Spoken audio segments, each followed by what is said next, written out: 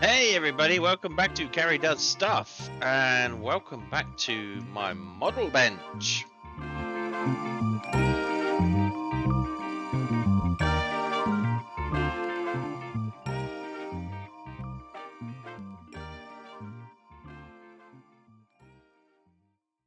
I hope you're having a fantastic day out there. Wonderful Saturday, perfect for just chilling indoors and doing some model making, I think. So we are going to get back to making, as you can see on the screen, the RNLI's Severn Class Lifeboat. So we've been busy building that over the last few weeks. I know it's taken its time, but I'm doing it properly, or I'm hoping to do it properly. So thank you very much for coming out. I really do appreciate the support. So yeah, thank you.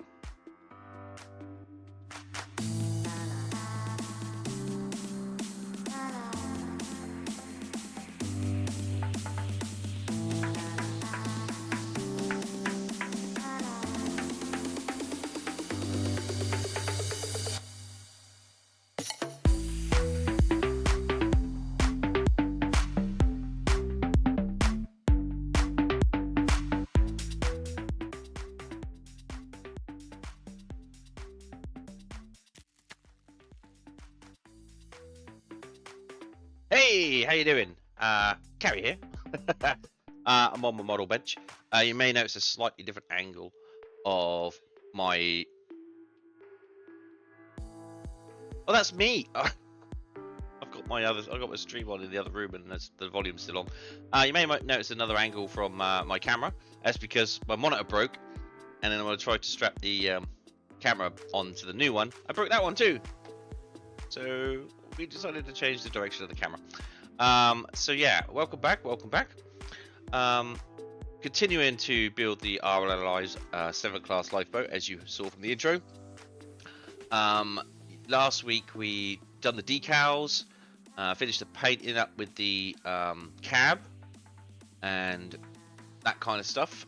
So that's all pretty much done now. So we're just gonna sand off the cab, try and smooth the paintwork with that, and apply the decals, mask up the main body of the lifeboat, clean that up, and then try and do some gloss coat. So this should be fun. I haven't done a gloss coat in a long time, not a diamond gloss coat. So we'll see how far we get along in a couple of hours. So I'm going to go and turn off my stream in the other room because I can hear myself talking and very disconcerting. So I will be right back.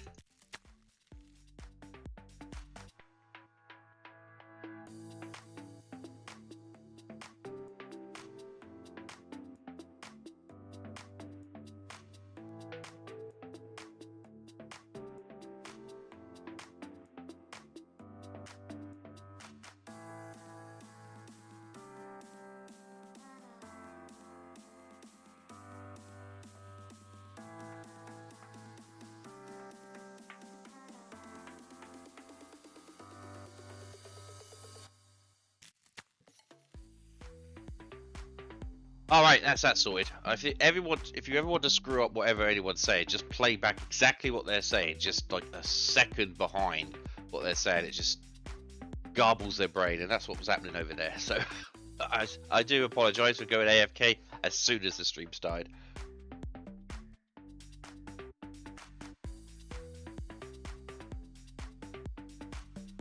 All right. So first things first, let's go check out what we've got.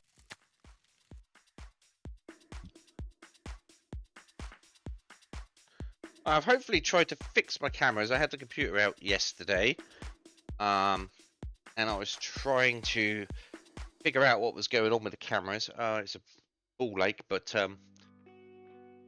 hopefully they're going to work again without too much of a kerfuffle. Right, okay, so the problem is with this, let's get a bit close here. It's not a completely flat surface. There's details and raised parts and whatnot, so I'm going to try and smooth, because the paintwork still come out a bit bubbly. So I'm going to try and smooth that down as best as I can with various sandpapers that I've got. I think we should just go from there and see what happens. It's one step at a time. I know making a plan is good and all, but if things fail, then let's get out some more sandpaper yesterday. But if things fail and don't quite go according to plan, then you're kind of stuffed. So I have an idea of what I want to do today, but I'm not going to vigorously try to stick to it, just in case something goes wrong.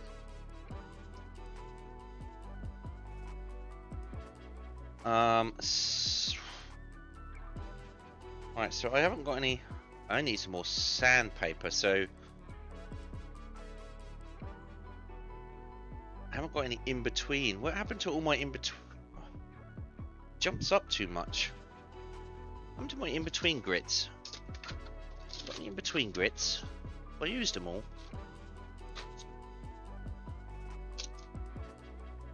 Got polishing sticks.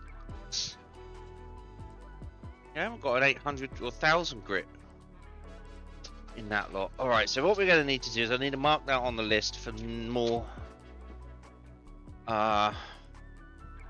sandpaper grits. So we're going to have to just try and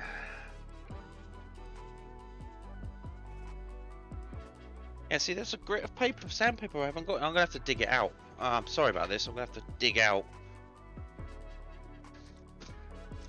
all my sandpaper here and see if I can... Ah! S2000, that's good. That's what I need. What I need. There's a packet so that I can... There's another one.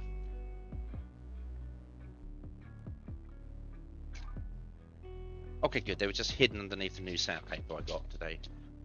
Okay, good. So, we're good. We don't need too much. What's that? That's 1,000, 2,000. So I think we're going to start. Good, I found that one. I think we're going to start with the 1,000. Just got to ban this dude. Wait. Take it up.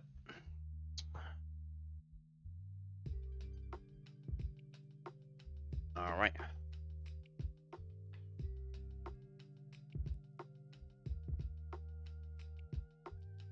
So I'm going to actually start by. Usually I cut about this thick.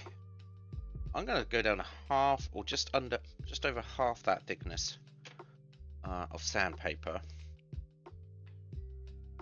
I could get into these areas better. Okay, good. So now what we're going to do is we're just going to chill out, just try smooth off some of this paint bobbling.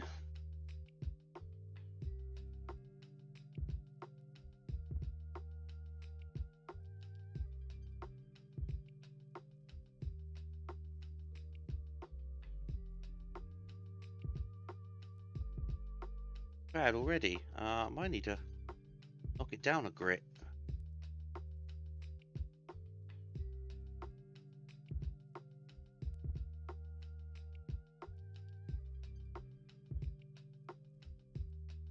See, the orange didn't really cover very well.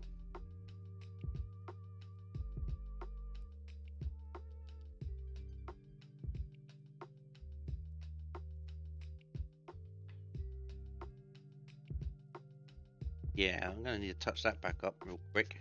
These windows we're going to paint around with chrome at a later date. So that may be too much. 1,000 grit, so we're going to bring it back. Going to bring it down to 2,000.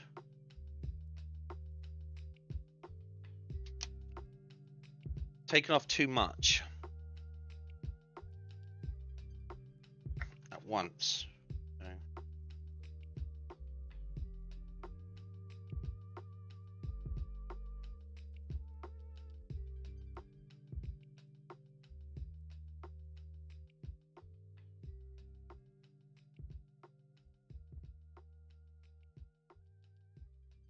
All along here now I've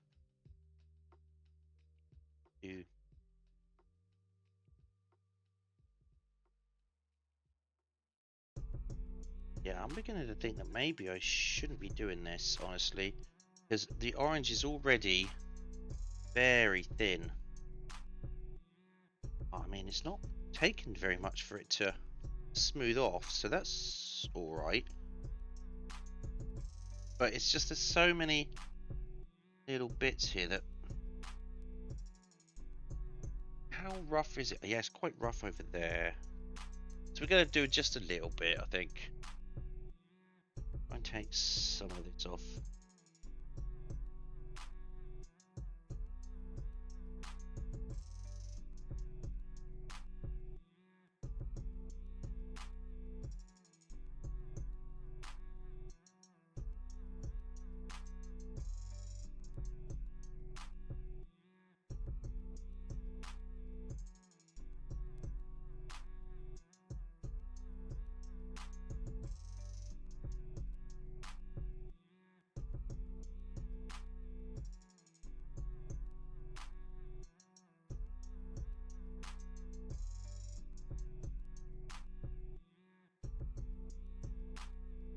I'm going to keep checking it. As soon as I got like a somewhat of smooth finish.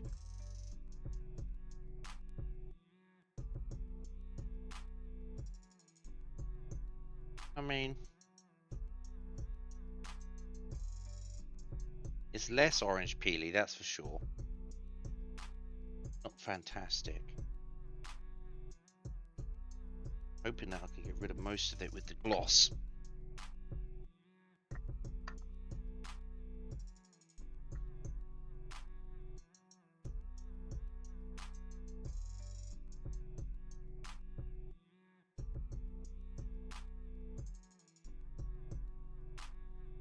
Duan Abes, hello Kraken Bear P.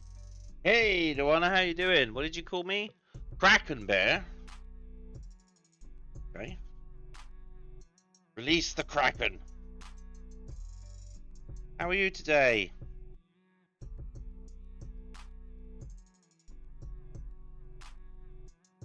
Good to see you. You're having a good... Oh, yeah, starting to go a bit through the paint now. We don't want to do that. So...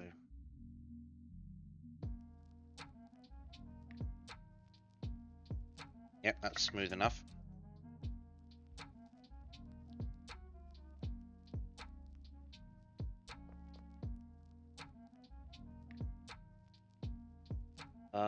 Yeah, my mic is on. Lubes. His favorite food is fish and chips. Happy smiley. Fish and chips. Very funny.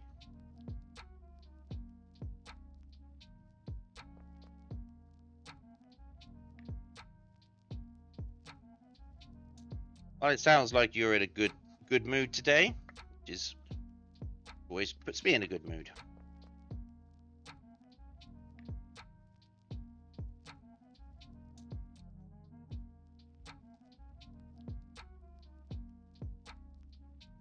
Yeah, I'm not sure I'm going to be able to get too much of this.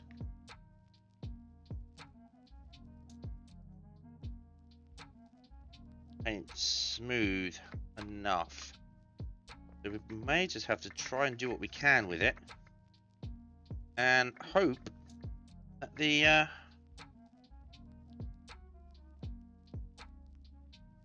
finishing coat will take out as much of this roughness as possible.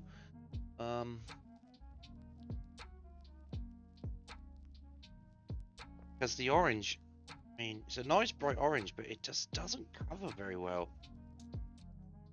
After last week, and I ended the stream, I carried on applying coats. Basically, I've run out almost of orange paint. Just enough to apply a few touch-ups if I need to.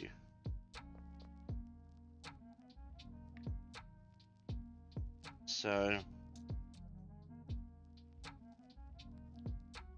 And even that's two...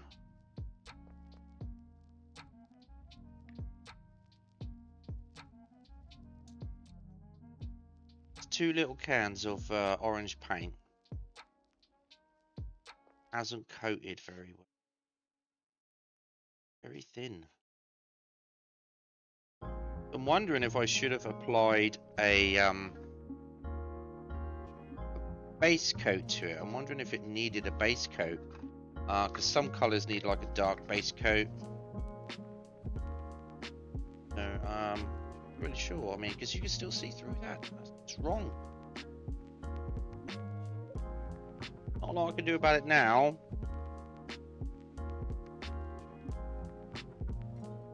Other than repaint it, and I don't want to do that. It's alright. You're not going to notice it, but it's just... I think we're as good as we're going to smooth that, as good as we're going to get it without taking too much paint off. I mean, it feels smooth. It just doesn't look particularly uniform. I mean, you won't be able to see it. So you can just about see it in the light there. The shine isn't perfect. There's a an orange peely effect. I'm hoping I can get rid of most of that with the gloss, because the gloss will be nice and thick. See, look, I've already taken all that lot off. No, that's just the dust. The gloss will be nice and thick. So that'll apply a nice thick gloss that I can sand smooth. So I'm not too worried about the gloss paint. gloss coat. Should be able to sand that relatively smooth. Okay, so what I'm gonna do now. I want to wait until the gloss coat is on until I do the windows, because they're supposed to be like an aluminium. But these bits around the top of the windows, they are white. So we are going to get the paints out and paint those. Well, I need to get my paint chart, my color chart. Show me exactly needs painting.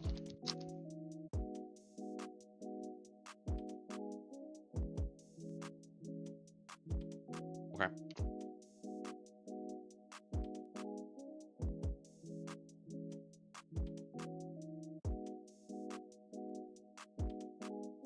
Oh, and these bits above here are red.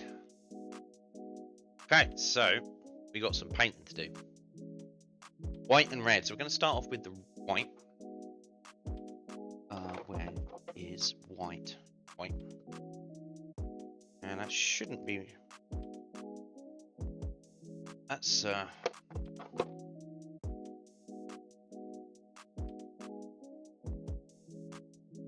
one okay? That looks okay. Let's see what happens if I give it a good mix.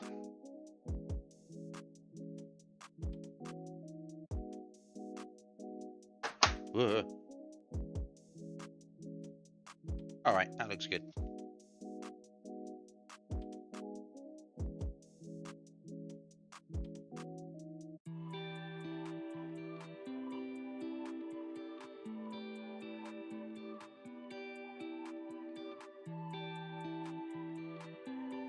There's a couple of decals that we need to put on the top of those, so we can do those while the paint's drying. Let's find a brush and let's get to it.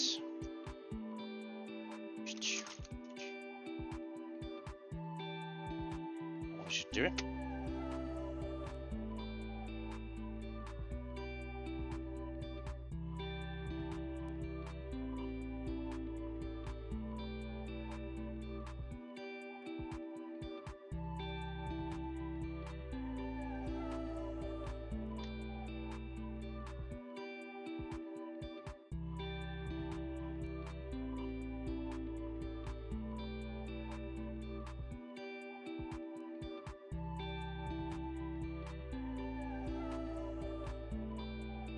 Actually, I might actually even paint the aluminium on the windows as well, and then I don't have to worry about being too thick on the gloss.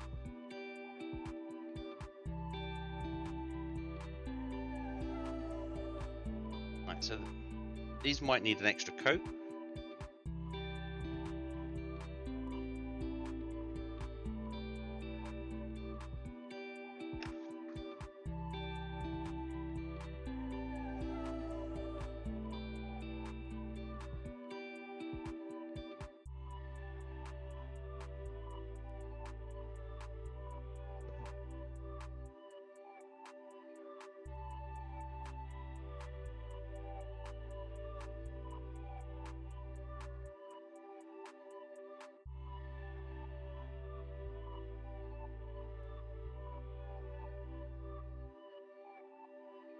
Good.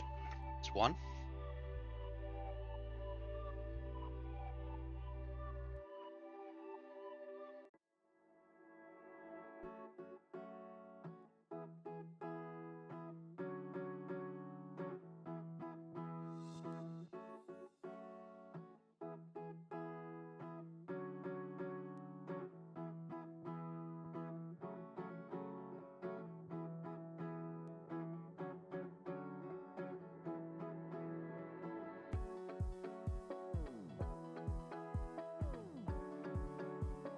Boop-a-doop-a-doo.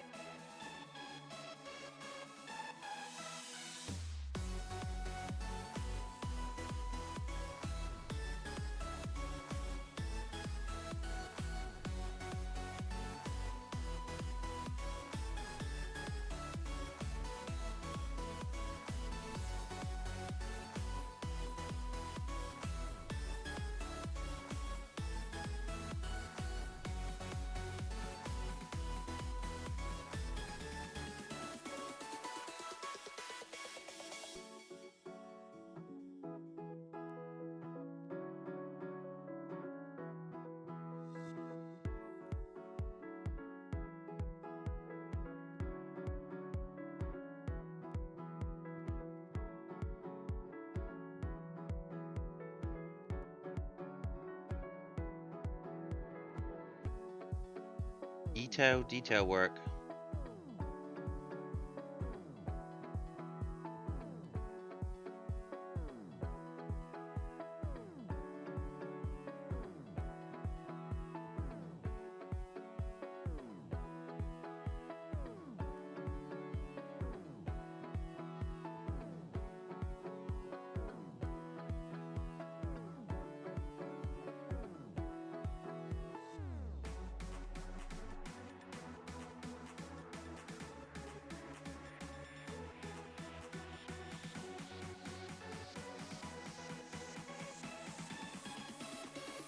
Oh, I've just touched the window on the other side. That's not good. White paint all over the place. Try not to do that.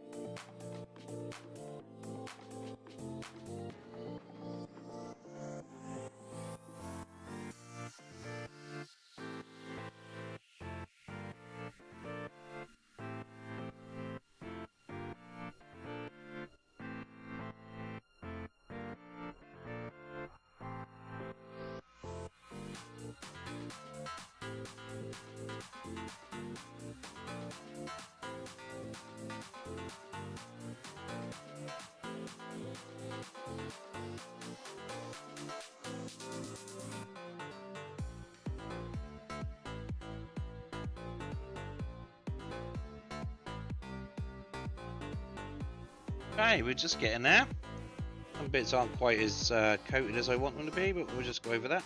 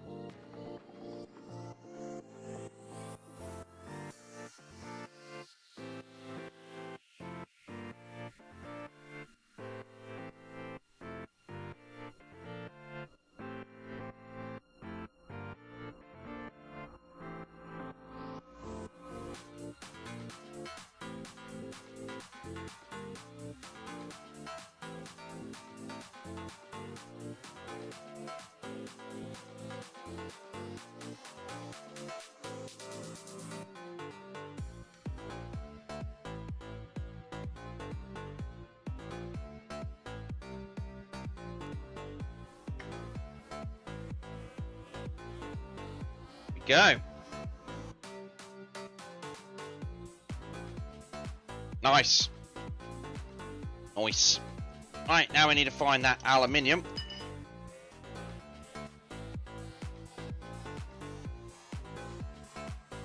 We're going to go and paint those windows, I think. We'll do that now, and then we won't have to worry about it when it's glossed, and we won't have to worry if it looks too thick. Because of course, each paint layer applies a certain level of thickness onto the model, which is fine. You can paint over layer of paint. It's not too bad. But when you start applying thick gloss coats, they start getting a little bit thicker. And then if you paint on top of that, you can tell that there's a bit of a thickness then.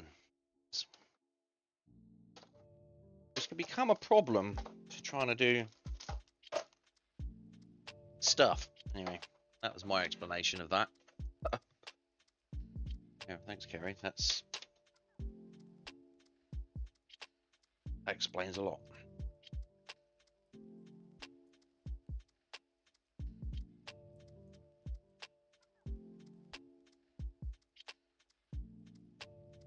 Okay. So I've got I've got a wet palette here. Just gonna squeeze on some aluminium, and I'm gonna go ahead and just paint those aluminium windows. Do the front ones first, so that my fingers can wander around the sides. Stability.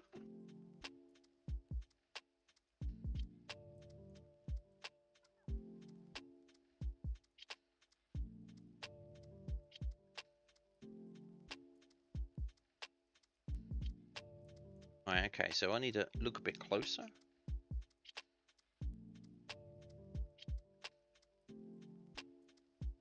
Okay, so this aluminium is pretty thin.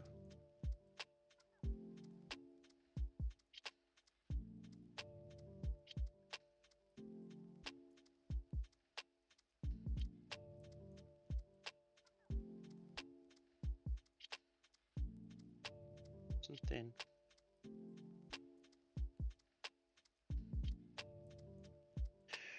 Hmm.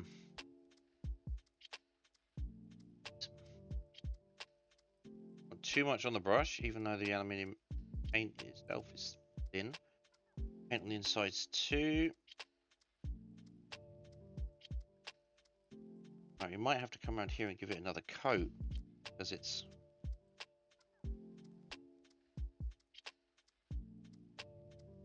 orange is grinning through, so and that doesn't look too bad.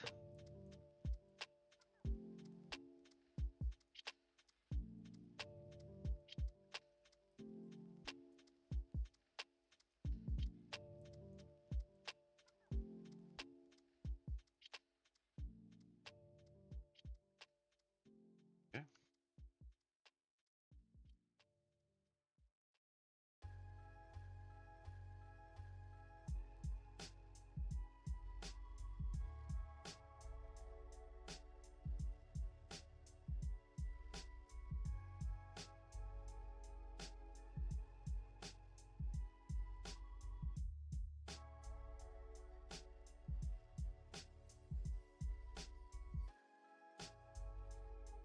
Yeah, this will probably need another coat.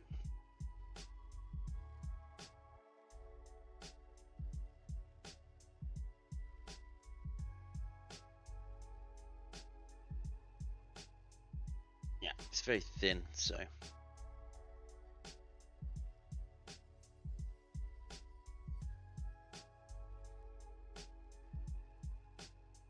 I'm not sure about this paint, honestly. It's very thin. Oh, it's not airbrush paint, is it? Oh, it's just...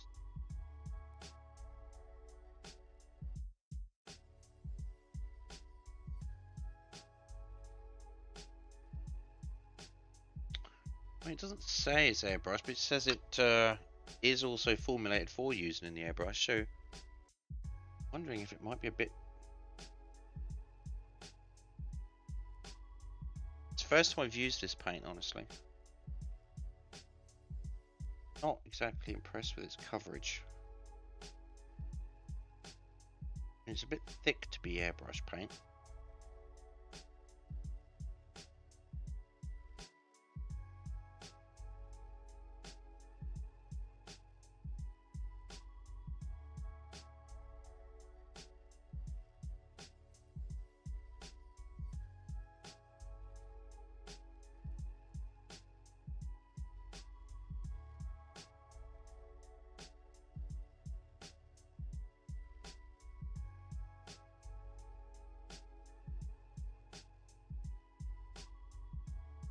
Got to put it on very thick in order to get it to cover.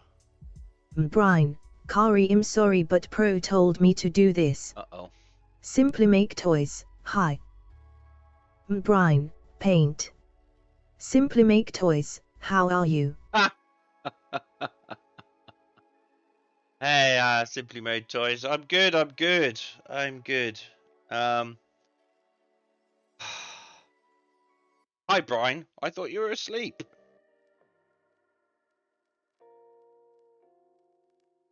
And Roger told you to ban that particular word, did he? Why didn't he do it himself, I wonder? Well, it's good to see everybody. You're all doing fantastic out there. Brian, Man's Racing RN.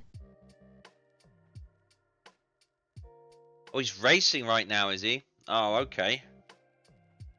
All right. And he told you to ban a very specific word. Oh, well, I'll just use acrylic. That's fine. Pigment. There we go. Doing some pigmenting.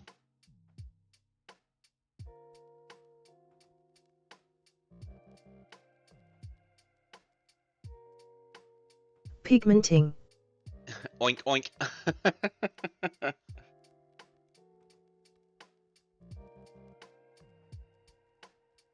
Oh, it's so thick, this stuff, and it dribbles if you put it on too much.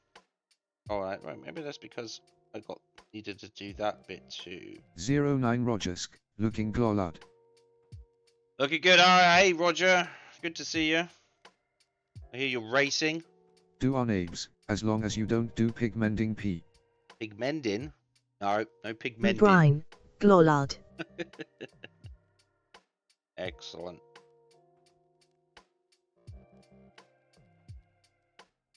Yeah, it's taking a bit of time. Those windows are getting there. I'm not, like I say, I'm not very happy with the coverage of this pigment.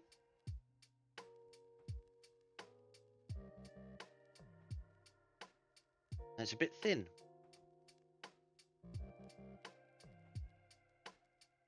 Pigman. Pigmen? Man's in the nether.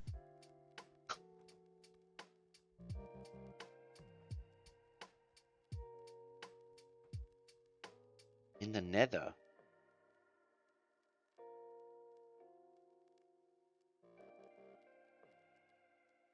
Well, I'm hoping that will work.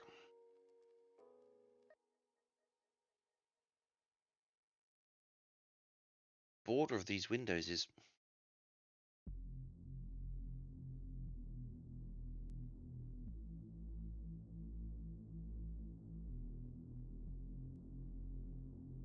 when I come to do the rubbers around windows in cars, I usually mask it up and then airbrush it. Get a nice crisp line then, but I can't really do that with this. I suppose I could, but it just take it would take so long to do that.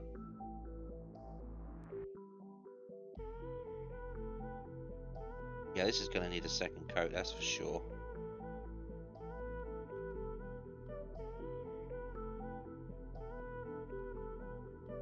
Yeah, I didn't really do a very good job on the front windows, but, you know.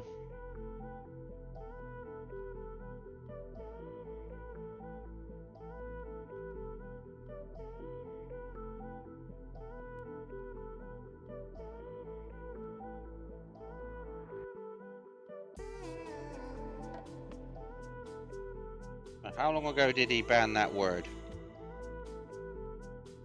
Let's say he banned it a couple of minutes ago, so for a while yet.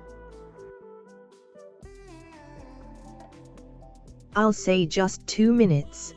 2 minutes. So, right. I'm not evil. You want it banned for just 2 minutes? The evil man made me do it.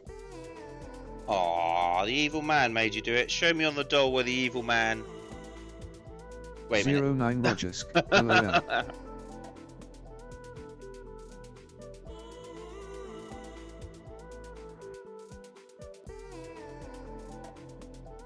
Yeah, we know Roger's a bit evil.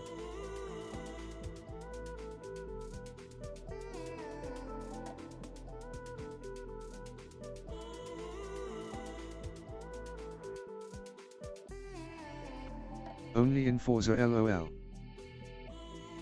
Only in Forza, yeah.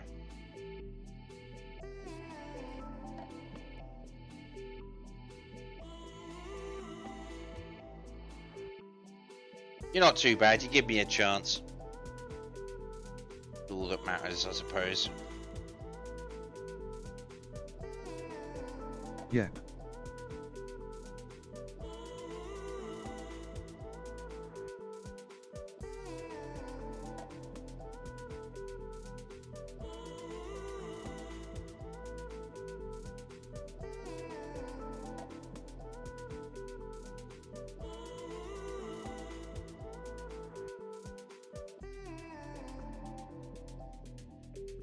Just going to colour the inside of the frames too. Don't go on the outside, you idiot. You dingus. Okay.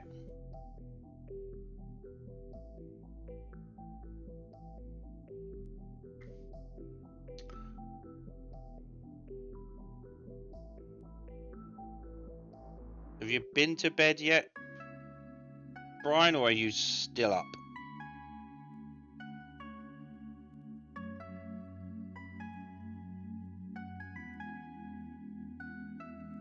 No, that doesn't look too bad. There we go, look at that. Brine, whoop, I heard my name. I said, have you been to bed yet, or are you still awake from when you done your stream?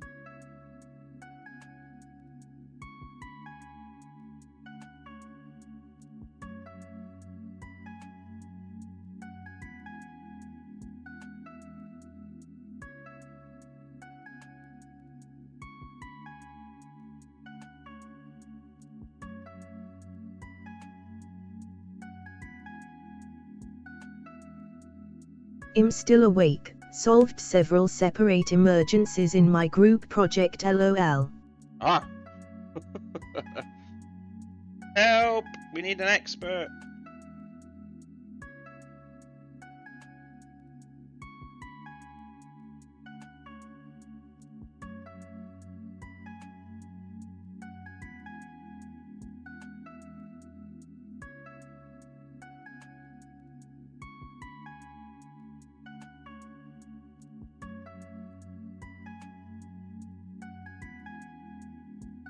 Closest I've gotten to swearing again LOL. Oh, really? Yeah, I have noticed you don't swear very much.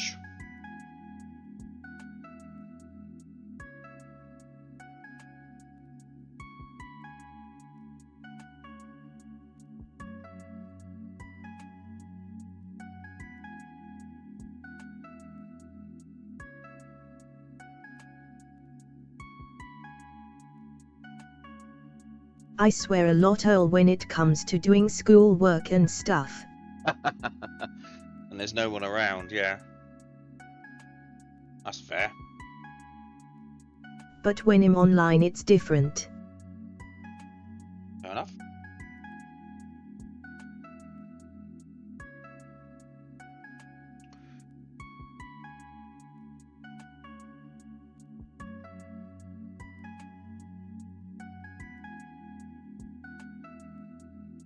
I spent my professional career around builders. Every second word is an F word.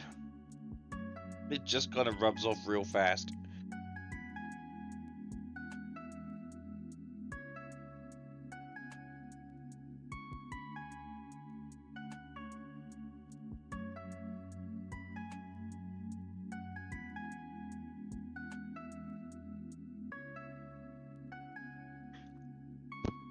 Damn headset.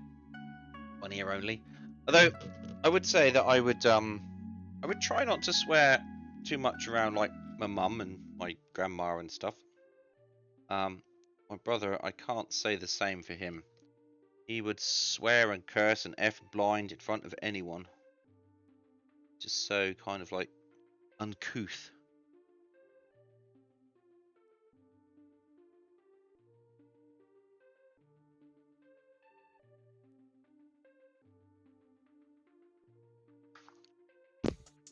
Goddamn headset, stop going into one ear only, God.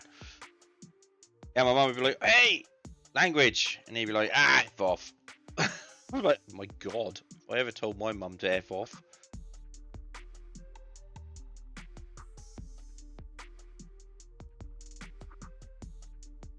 Deum savage LMAO. Yeah, he wouldn't care.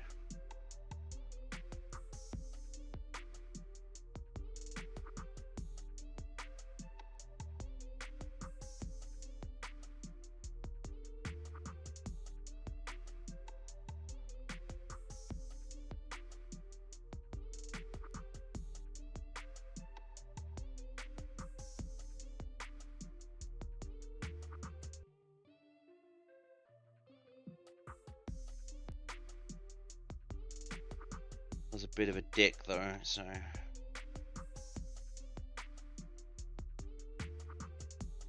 I used to swear a decent amount on streams as well. I remember one of my friends accidentally pulled a clip at random and got jump scared.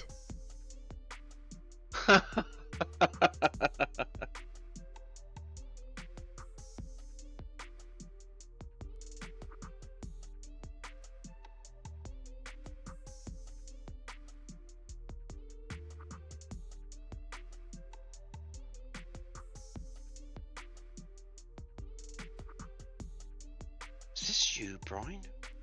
Language is appalling. That's not looking too bad. It's brought some life into the boat. Not bad. Not bad. Right, I'm gonna have a quick smoko. Well, puff on my vape. Some nicotine in me. Stop the shakes.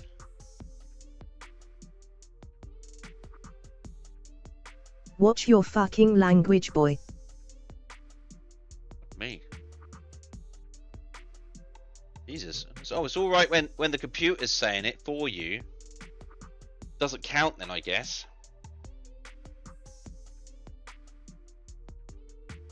(09 Rogersk), nice. Oh, Roger's name doesn't come up on the actual stream. You might have to just... There's a bug, Brian, here, and I don't know why it is. It's not you. Not your thing. The name will appear... Like, Roger needs to go in and just quickly change his Brian, colour. there's ways to make it swear without actually spelling it. Oh, is there now? Yeah, so, hang on. So, Roger, you're not actually... F.A. King. F.A. King, yeah. Yeah, Roger, your name's not actually appearing on the video stream. It is appearing in stream chat. So if you want your name to appear on the video, just sort of nip into the stream chat and just change your name color. Pro's name not appearing in the overlay. That's weird. It happens a lot. I've noticed it a lot. And then if someone goes into the stream chat, left clicks their name and just changes the color, or they even just select the same color that they've already got, then it tricks the overlay. It sort of resets the overlay, and then their name appears in the chat on the overlay.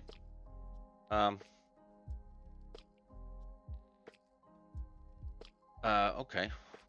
Niffenbot.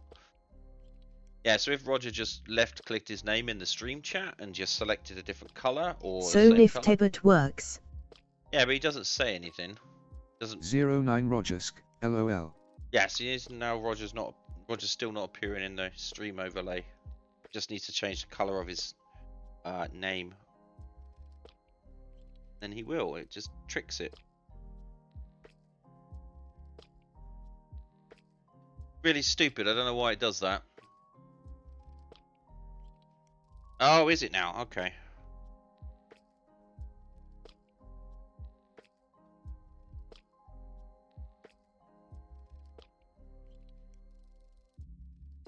I don't know why it does that. It's really weird. I might have to, because this is a stream elements overlay, so there might be an update. It's only just start. Test. There you go, Roger. See, now your name's up there.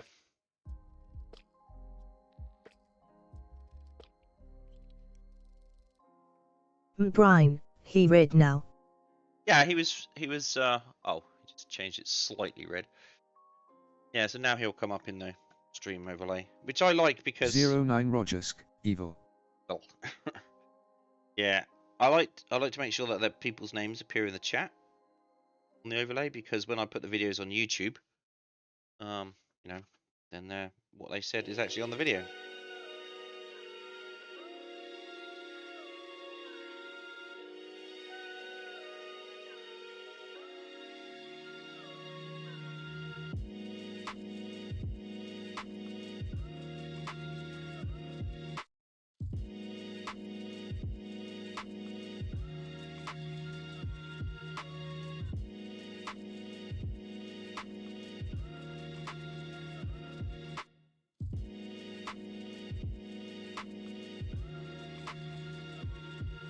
Brine.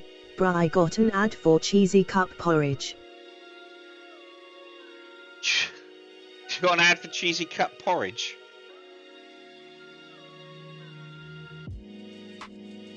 There goes my appetite. I'm sorry, I don't control the ads that get on my stream, I'm afraid.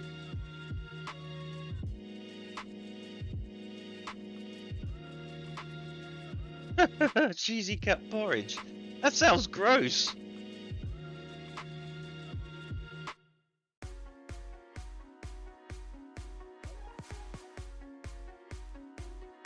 Zero 09 Rogersk, yep and why? Yeah, why would you want...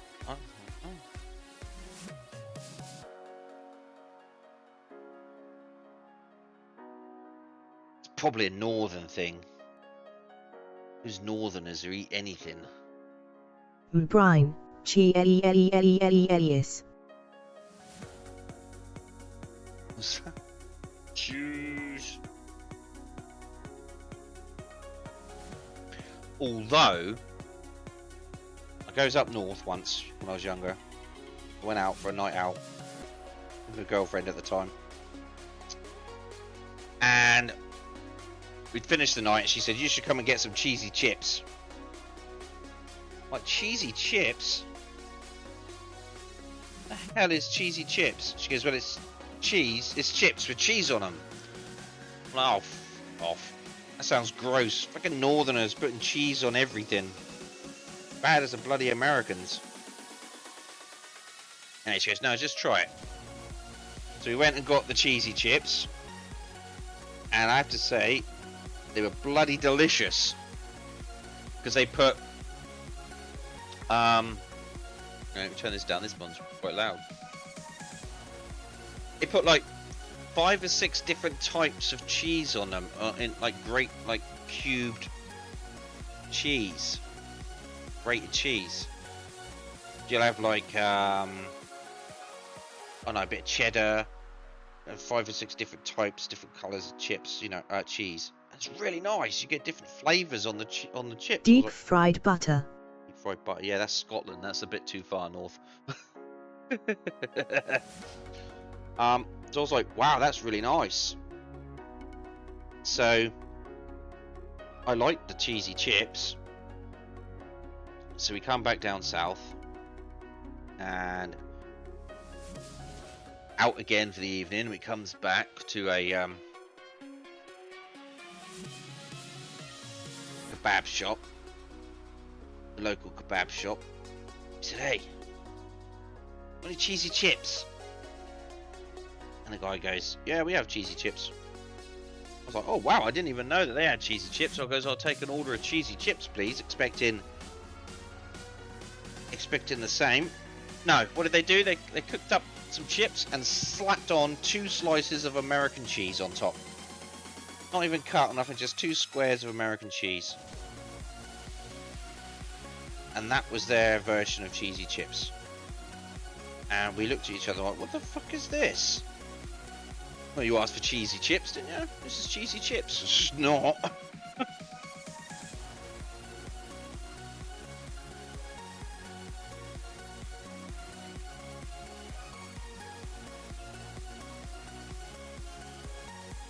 That was the one thing up north I did enjoy, the cheesy chips.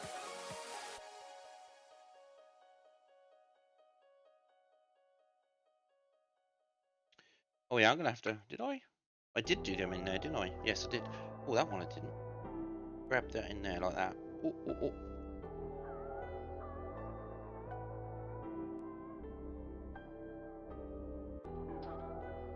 So we used to make cheesy chips at home.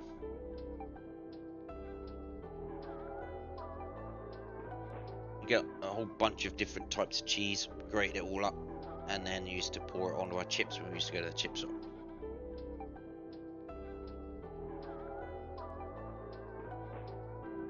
It was nice. There we go.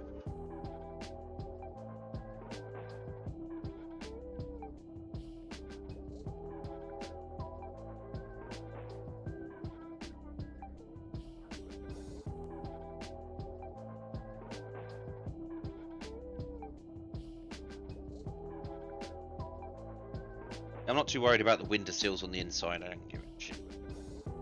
Painting on that masking tape's fine. Just run it along there. That masking tape will come off anyway. It just looks a bit shoddy at the moment on the inside there, but when they come off and they're replaced with glass, it'll look much better.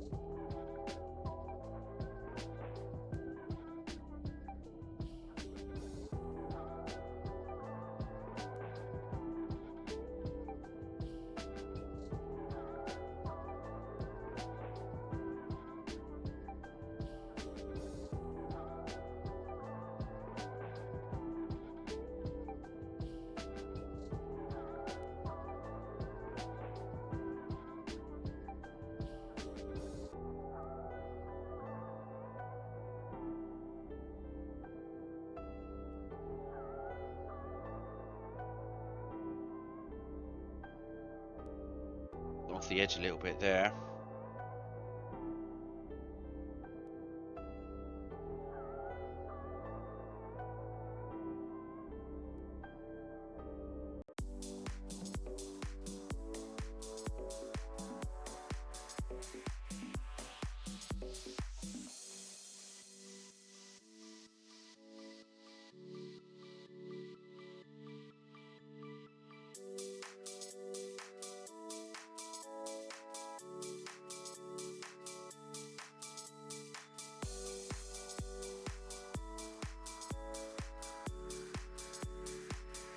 I'm going to leave that aluminium to dry, and I'm going to see if it needs another coat. It might just need another quick coat on the high points.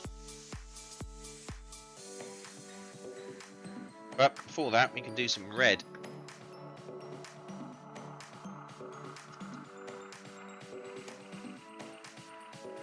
Alright, so let's see if I can pick a red that hasn't been watered down. That one has. Do I have another one in here? Gonna look for a bit. Imadu SMTH. Sure. Well, they've both been watered down. Okay.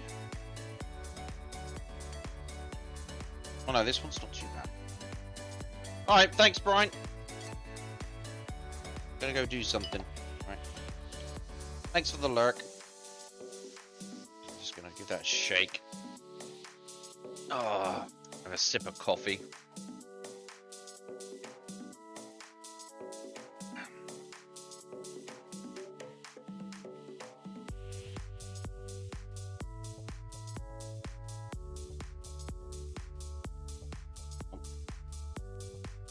Alright, so now we've got to paint these very small little square flaps on the side red.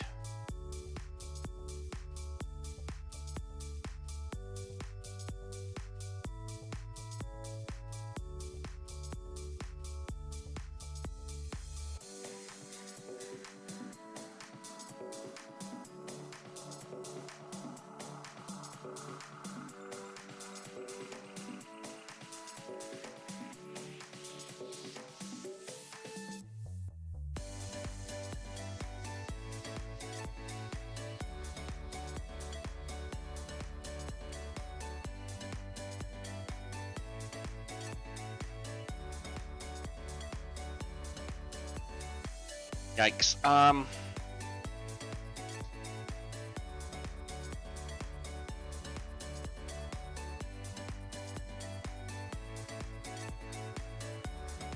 Was a big.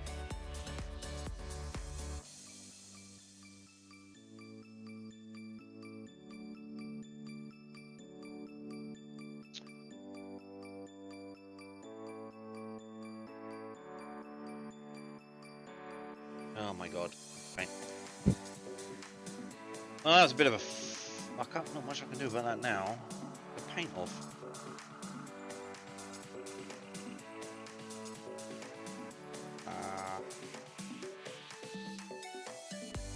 I'll touch that over with a bit of orange, that'll be fine.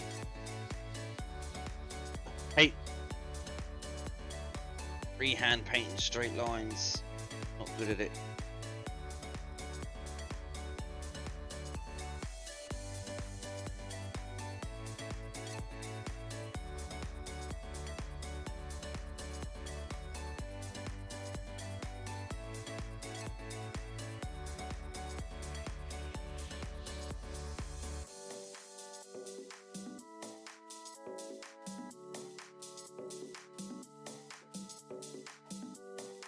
Okay.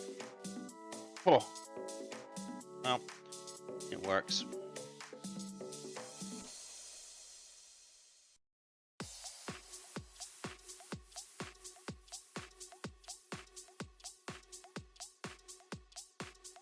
Ah, don't move while I'm painting. Wow. Okay.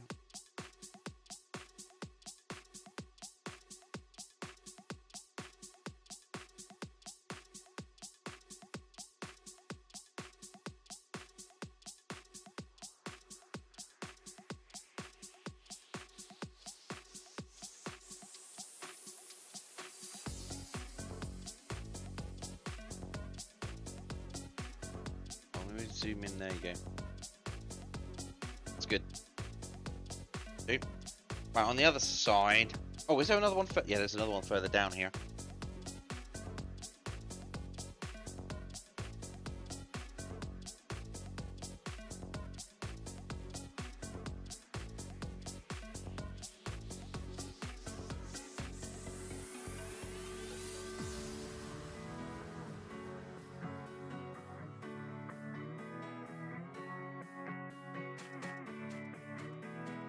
Yep. Alright, so it's the same on this side too.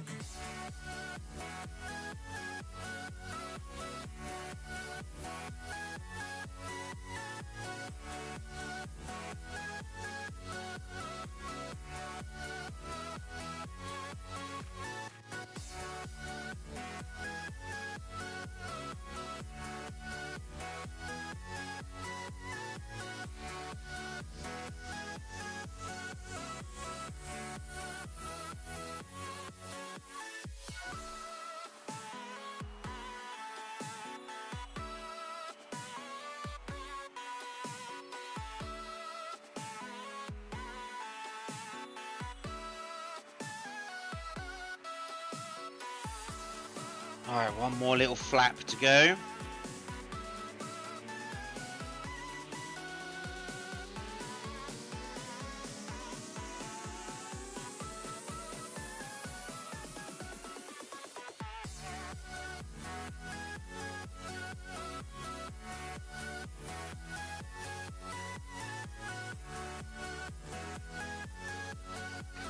Okay.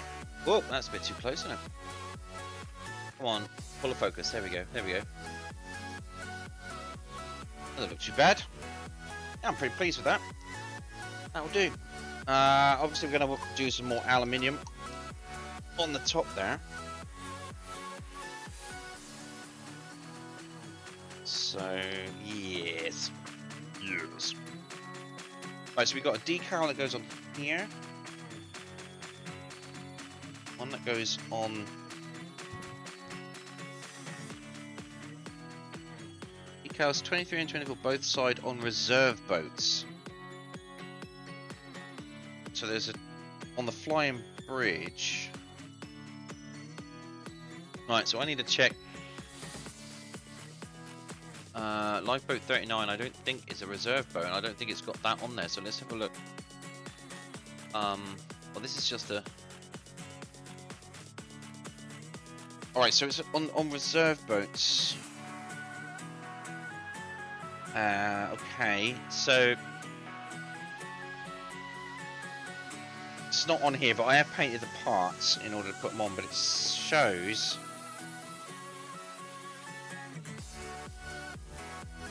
That this and this that go here and here are on reserve boats. So the decal that goes on the flying bridge, which is on the top there, and one that goes right on the back, and it says decals 23 and 24 both sides reserve boats. So I'm pretty sure it's not on Lifeboat 36, because I don't think Lifeboat 36 isn't a reserve.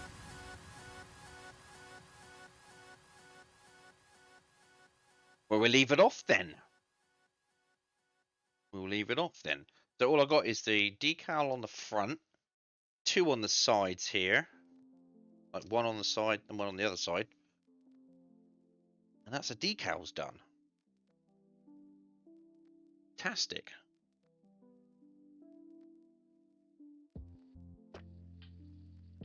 Great.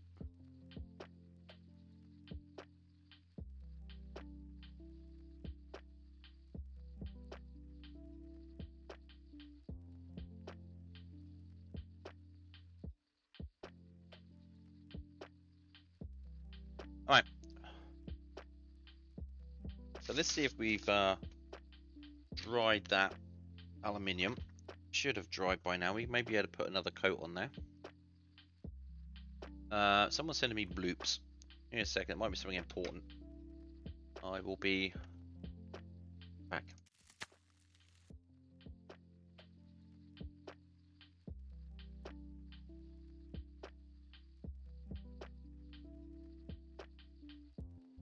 Do our names, just a picture.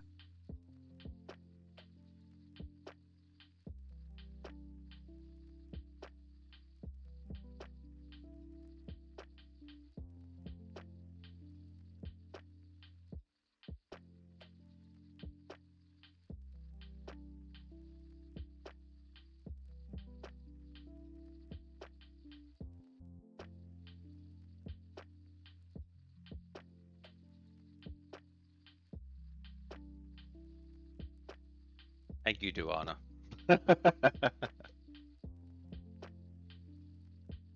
The picture of an eagle doing a bit of a shake, rattle, and roll.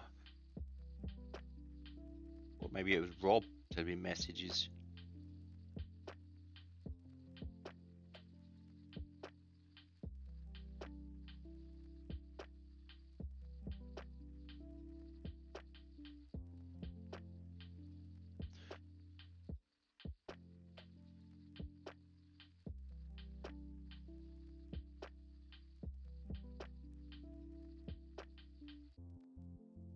Oh, doing? I need to switch back to model games, don't I?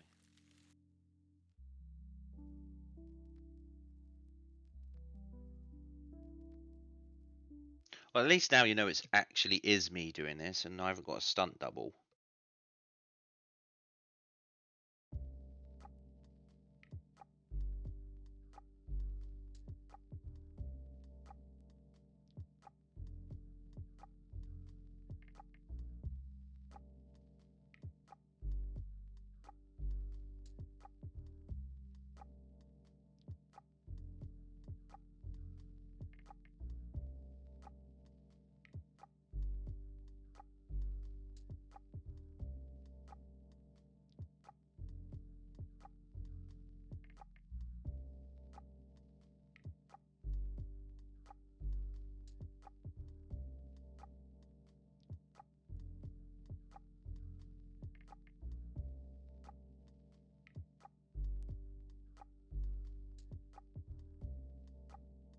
Gotta send you a link to the whole gallery.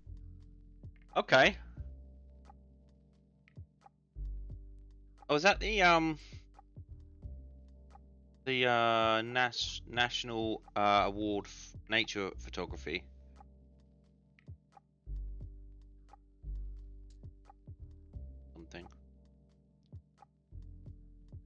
do one every year, don't they? Awards for the best nature pictures. Some of those could be quite funny. Like I remember last year one was like there was 2 rats fighting in a New York Your subway. National Graphics. Yeah, that's it, National Geographic.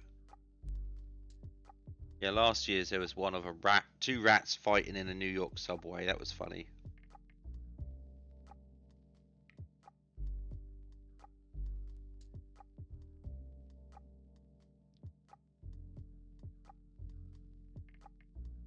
They're pretty good though.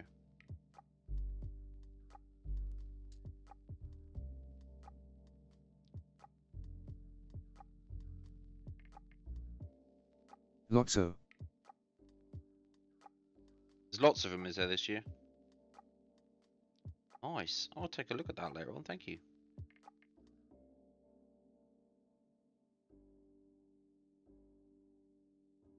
Checking to see where there's some orange grinning through where there should be aluminium. Lots of funny pictures. A Pangagang P. Panga gang? Oh my god, not a panga gang.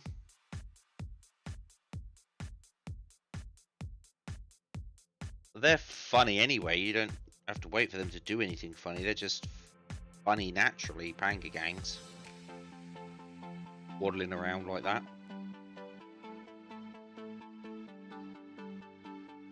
And little tuxedos.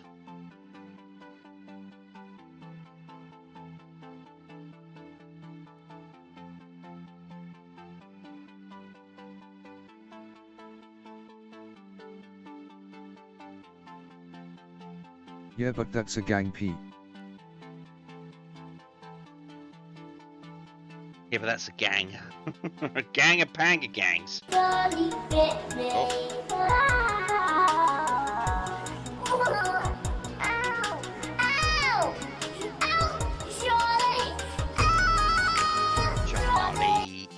Creamy, that Hello must there, be sweets. creamy. Hey, it is Creamy Sweets. Hey, Creamy, how you doing?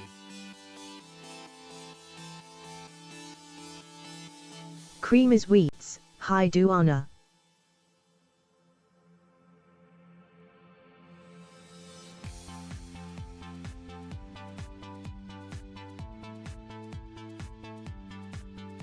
Happy Saturday, Creamy.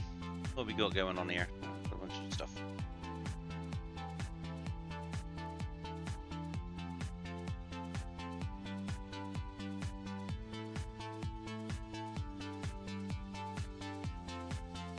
Alright, so I think that's it as far as the aluminium goes. I mean, there's some areas that could do with touching up, but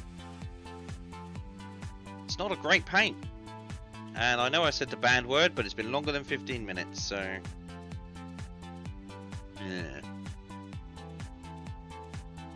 Yeah, it's not a great... Hey! Shark attack! It's not a great paint. I'm not impressed with the aluminium paint. I mean, it's okay, it just doesn't cover very well. It's a nice colour, it's just cover very well. Then that could be something to do with metallic paints anyway. Hey, a raccoon army! Woo, I love my raccoon army! That's looking pretty good. Yeah, we'll do with that. We'll do with that. So what we're going to do is we're going to leave that to dry. We're going to put the palette away and everything. So how is macrame?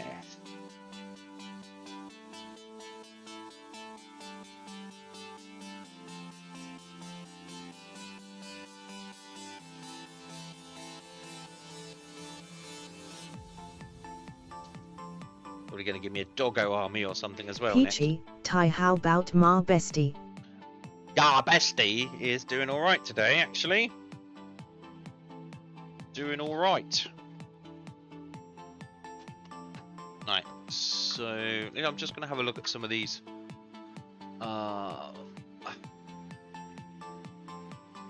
Cool beans. Yeah, cool beans.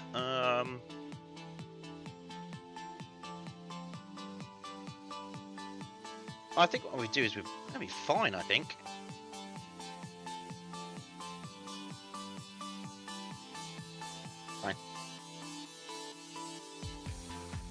I was going to see if I needed to sand those down as well, but I think they'll be fine. So, I'm going to take a bit of a break here. We're going to have to wait for that to dry and then put on the decals. Gonna put in some laundry and go for walkies. Leave you and arm you up whilst I'm gone. Have fun with your bits, bestie. Have fun with my bits. Thank you, you gave me all your bits. I appreciate that. Have fun on your walkies and say hello to Manny Dog for me. Manny Dog.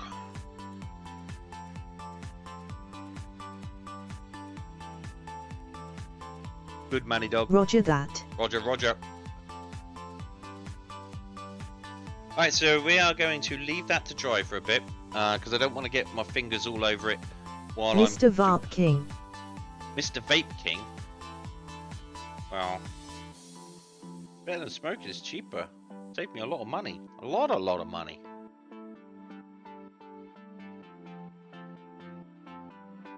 Not gonna lie.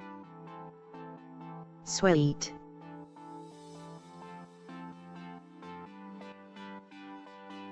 Okay, so which ones? I'm trying to look at these sandpapers. So yeah, we're going to work on some decals. So let's get the decals set out. I might need to go and get some more water. So what we'll do is we'll wander around and get all that lot sorted out and ready.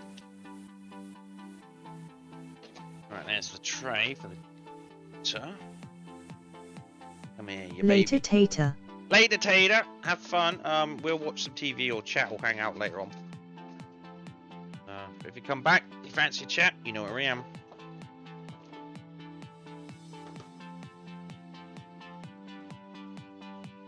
Right, that's the decals. Right, let's pour the water. I might need some more actually.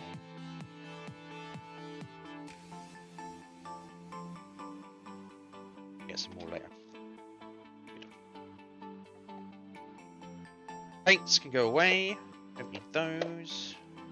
Brush can go away. Oh, it's a bit dusty around here. I've been grinding down some 3D prints for my vape box, which I'm working on, and yeah, it gets everywhere. What am I looking for? Oh yeah, scalpel. Scalpel!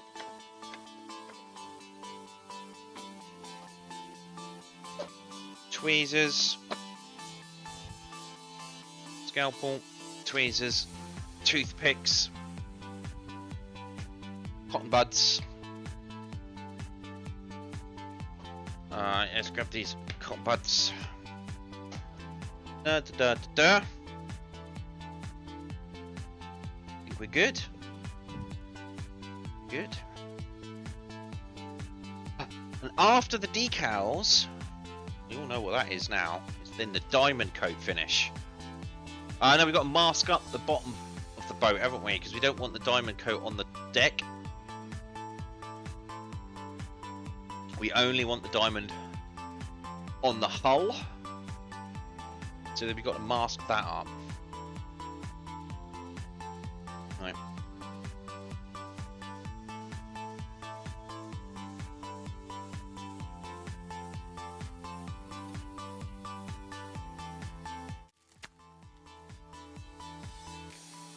Okay, so let's look at these decals.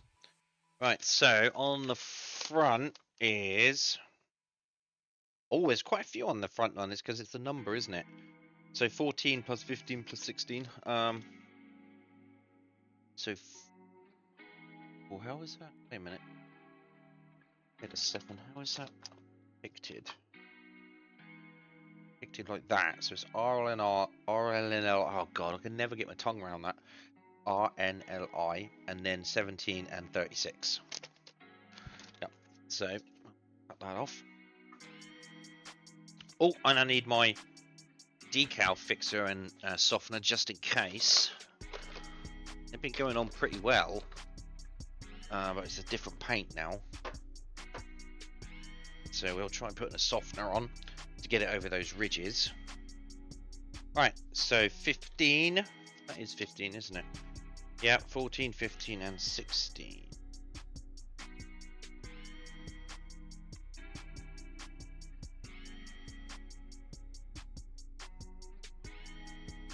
I'm actually looking forward to putting the diamond coat on. I'm apprehensive, but I'm looking forward to it.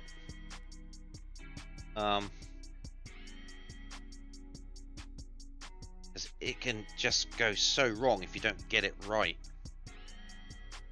I mean, I know, yeah, that sounds like that's obvious. But sometimes when you're spraying stuff on like paint, it can go... If you don't get it right, it can go somewhat wrong. I mean, it can be a bit spitty or whatever, but you can still kind of claw it back.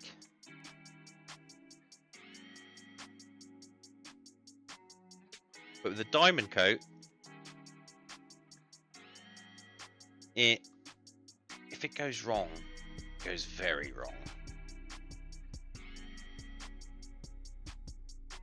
And it's, you know, it's got to be thick enough to be able to hide a lot of the orange peeling below it. And if you put it on too thick and it spits, then it gets orange peel itself. Right. So yeah, it's a tough one.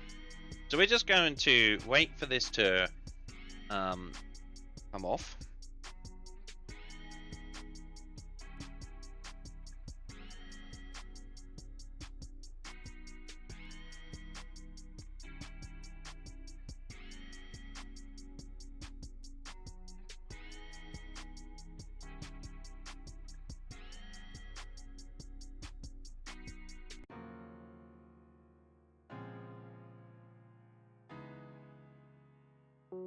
Just coating the top of where the it's going to go with some softener.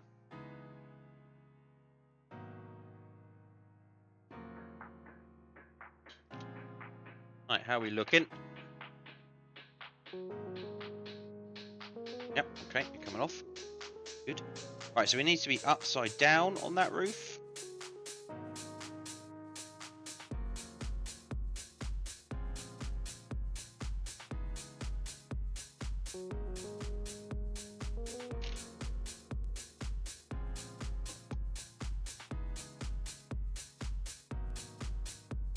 Right, so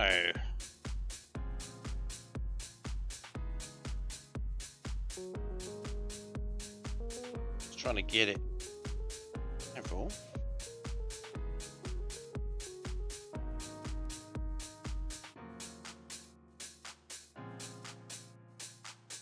Works. Yes. Oh, baby.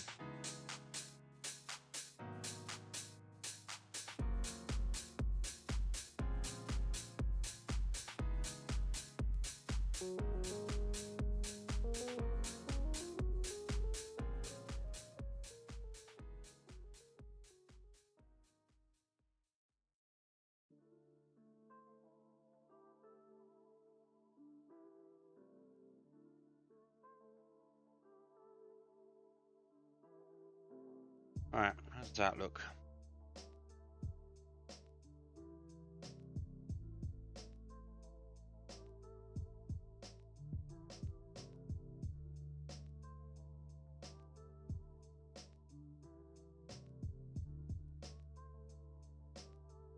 Yeah, good.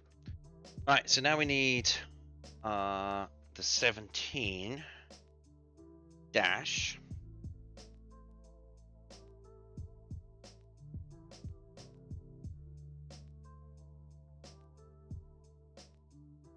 Buddy, out you come.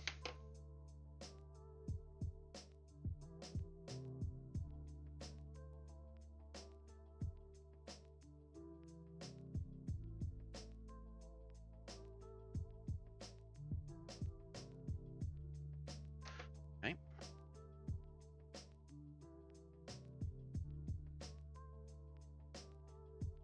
Put some more softener there.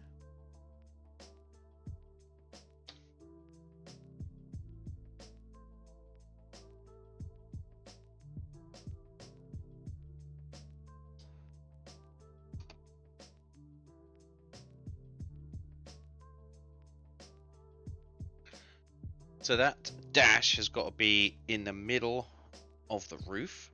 Should be able to achieve that.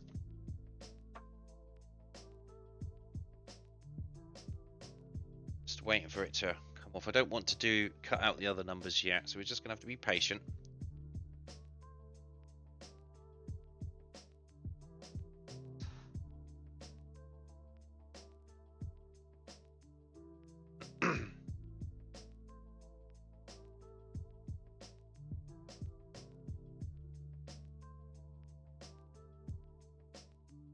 Coming off. You give it a couple more minutes, 30 seconds or so. Time for another Coke.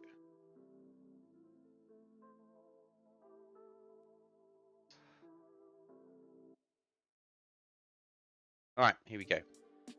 Should be off now. There we go.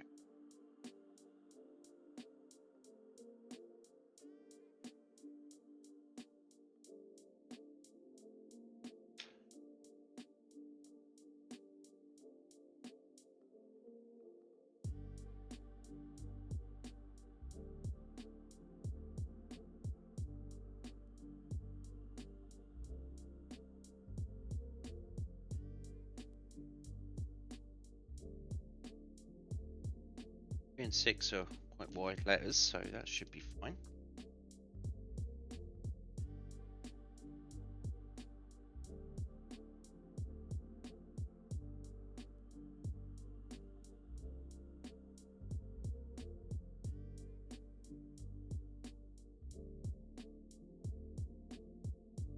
Okay, right, so now we'll cut out the 3 and the 6.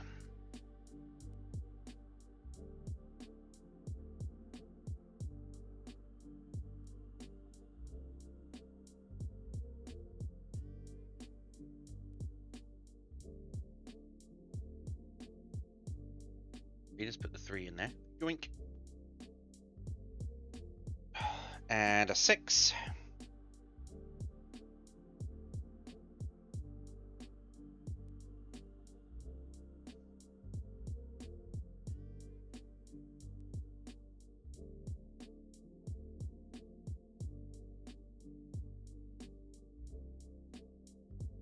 Oh, get up the right way. Uh-oh, it's gone upside down. Belly upped. Capsized. Something these boats can't do. Well, they can, but get flipped right side back up again pretty quick.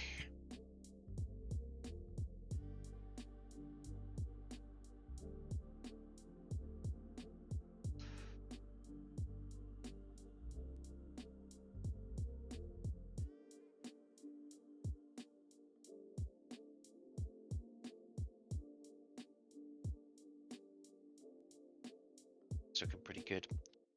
Bit of silvering on it. I don't like that silvering, but hopefully.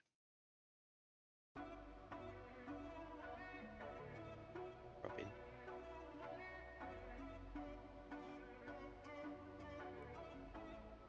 There's a silvering. Silvering is where the decal isn't quite stuck properly to the paint. And if it's so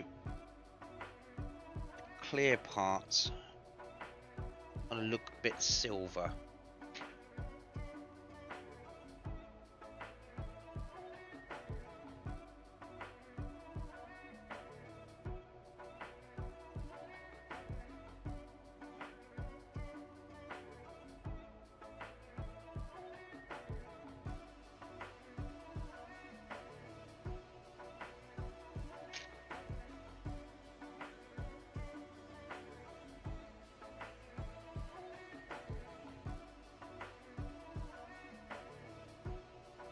We're not going to know how far I need to push that until the 6 comes into play.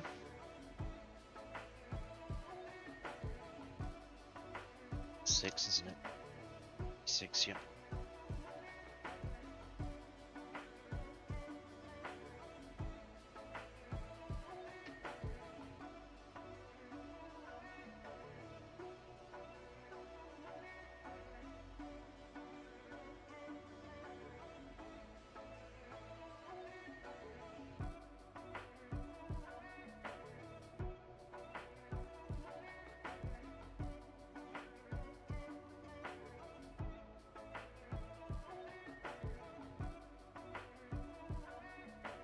Alright, so that's good.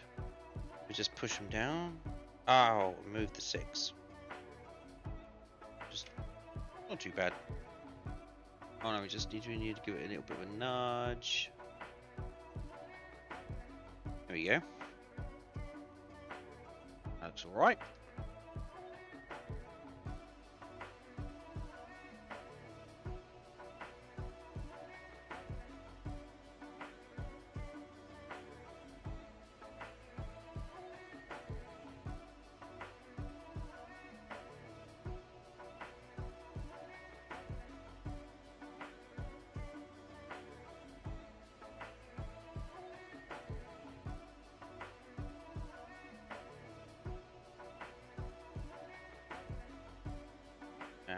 That was too much, too vigorously pushing that down. That's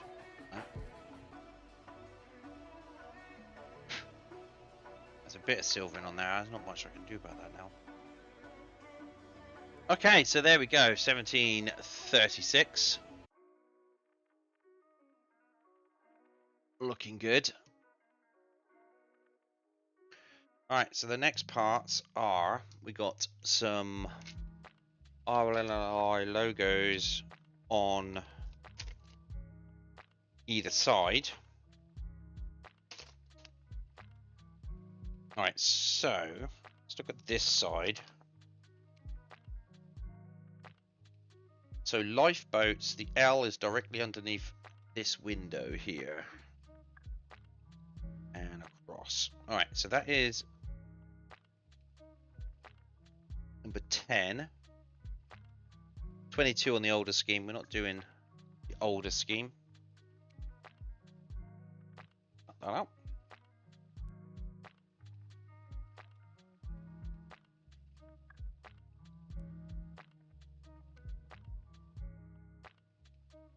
I was like, what's the difference between the two? There's slightly different font on the older scheme.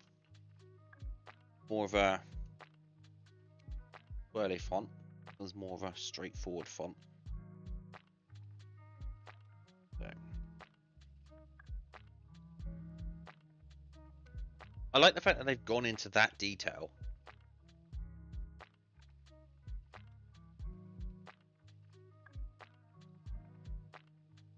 So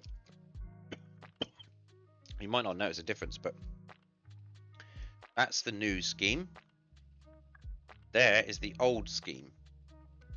So the font has slightly changed. I mean, it has, yeah, for sure, but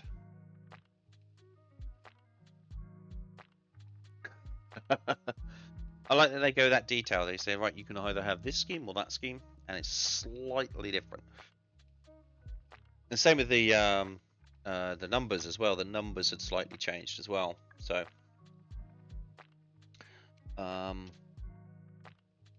25, 22, so the older scheme, yeah. But just making sure that I had the right decal.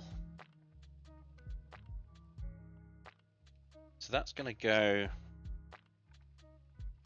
just under here.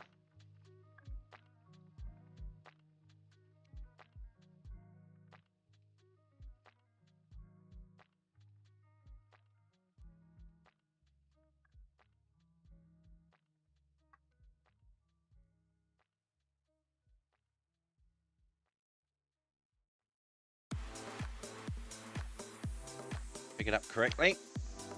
Shake off some of that water. Oh no! Don't drop it, you idiot.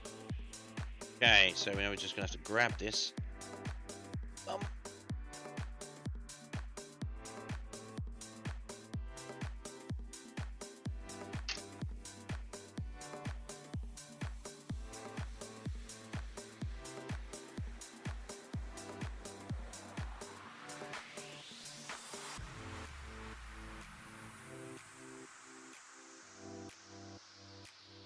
Right, it's not quite. I'll line it up with the inside of that window there.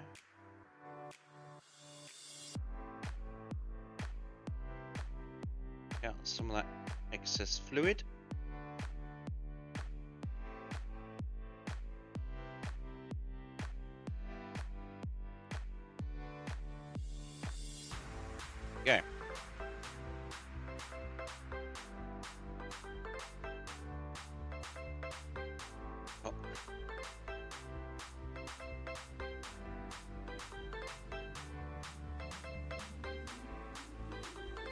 Oh, did it again.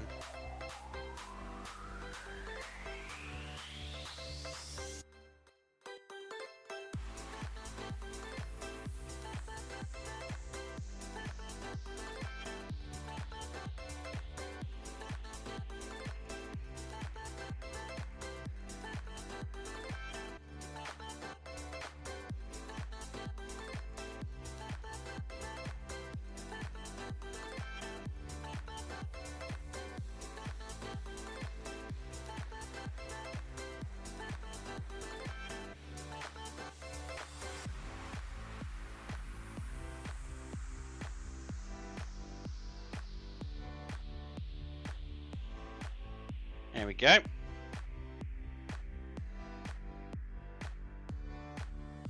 It's pretty good. Pretty happy with that. Right, now we've got to do the other one on the other side. It doesn't, there's not much silvering on there. Just a couple of bits on the edge there, but that's fine.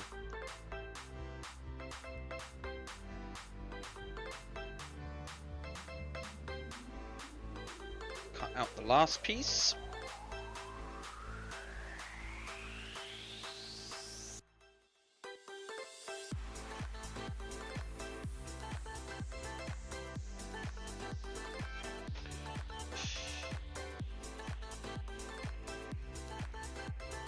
Right, so where's it telling me to put this one?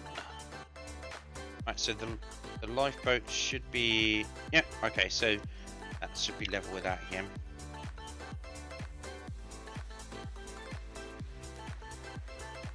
Right.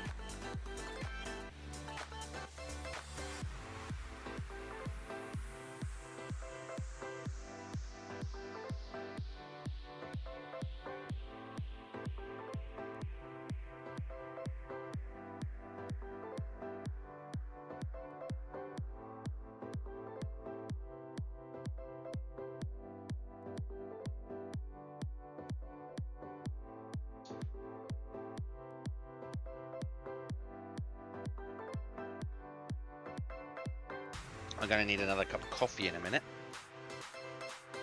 Keep me going. Right, are you ready to come off? No, you are not.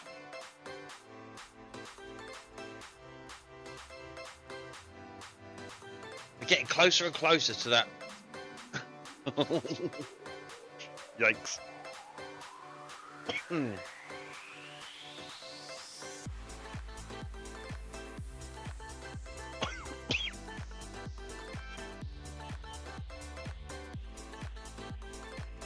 Come on, it's not ready to come up yet. Don't force it, otherwise you'll tear it. She said.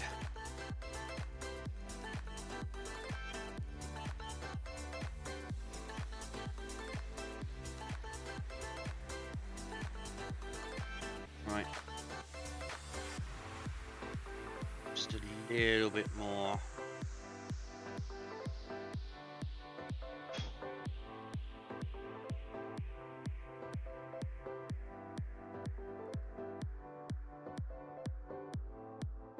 You know what, I can see this as, well, they don't actually have, they have a lifeboat station, of course, but they don't sit in there 24/7 waiting for a call. They're not like firemen. They live their lives, and then the pager goes off, and then they drop whatever it is they're doing and rush over to the lifeboat station. I was going to say, I could totally see like some lifeboat men in their lifeboat station, just sitting there making a model lifeboat.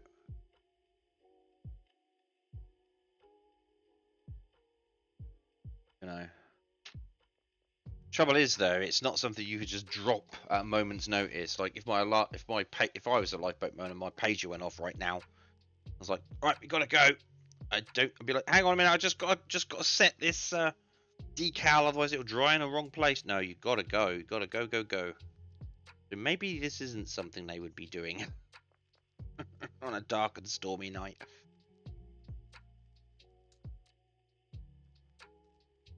We'd be sat there in front of the TV. Oh. Just in case.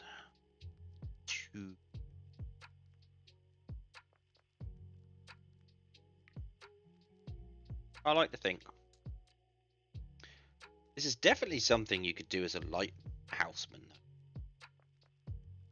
Sat in your lighthouse. Top there.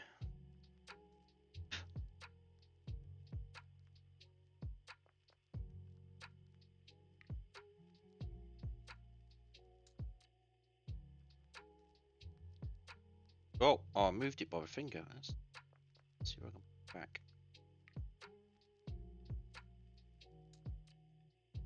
Yeah, that's about right. Let's see if we can just keep it.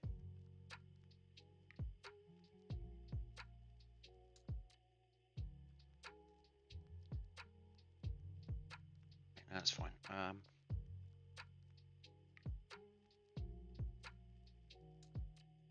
Push it down.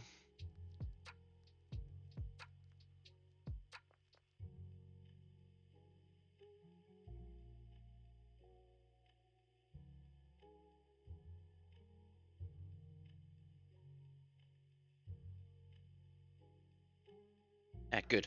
Right, so that's in the right place. That's in the right place. Got the decals on the top, which I am sorry to say have gone a bit silver, but I'm hoping that the gloss coat will sort that. I mean, it usually does. And push in gently. Gentle but firm. Some of that silvering.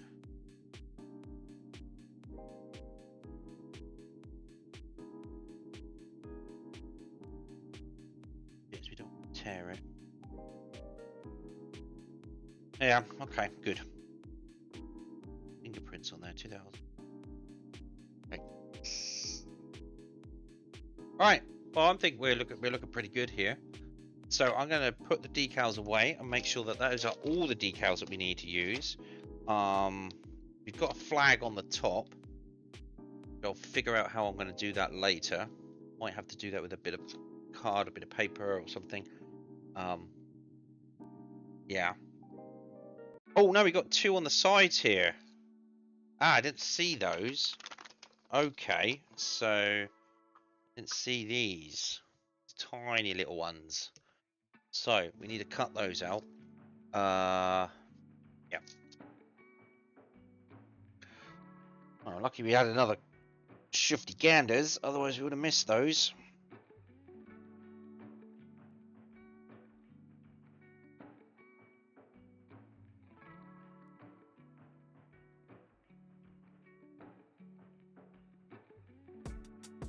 Right, I'll cut out both of them at the same time because they're not going to be too much of a problem to put into place. So we cut them both out at the same time.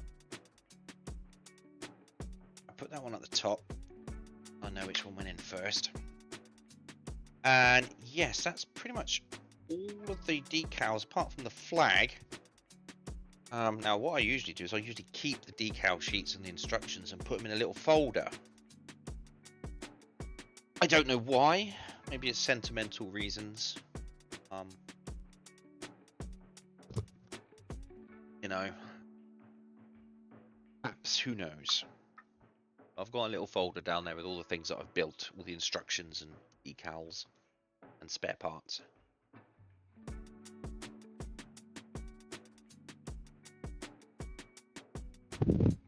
Spare parts are good because if you're kit bashing, like you're trying to make a bit of a landscape for a diorama or something,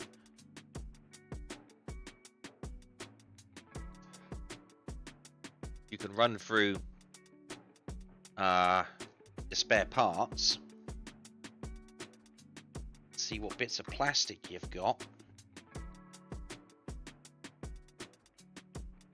which could look really cool. And I always remember, again, like I say, I watch a lot of Adam Savage. He used to work for Industrial Light and Magic, and he worked on Star Wars episode 1, 2, and 3. I think he worked on. And they've said that there's a further back, halfway between the two. And he said there is a round piece that came from some army or the Airfix army kit or something. It wasn't Airfix, he didn't name the brand. But it was so popularly used in Star Wars models. I hate this song.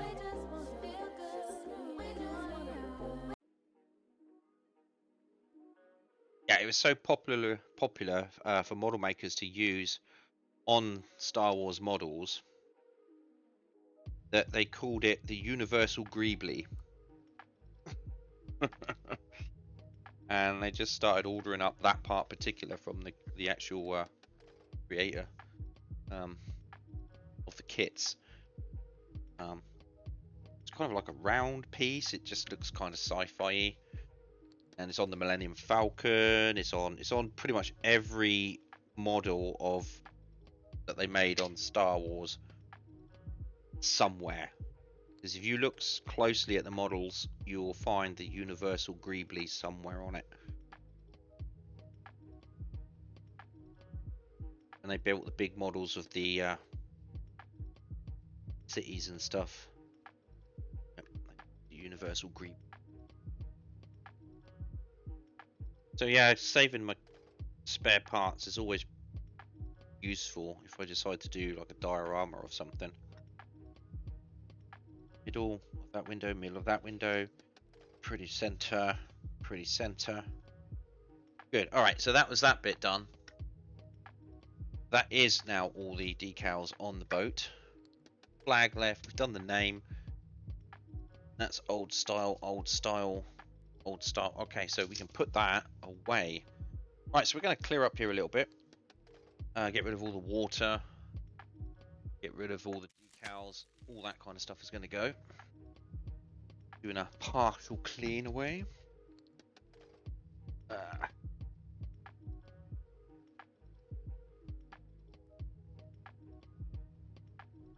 So this one's actually got a name on it under the window there. It's called the RNLI David and Elizabeth Auckland.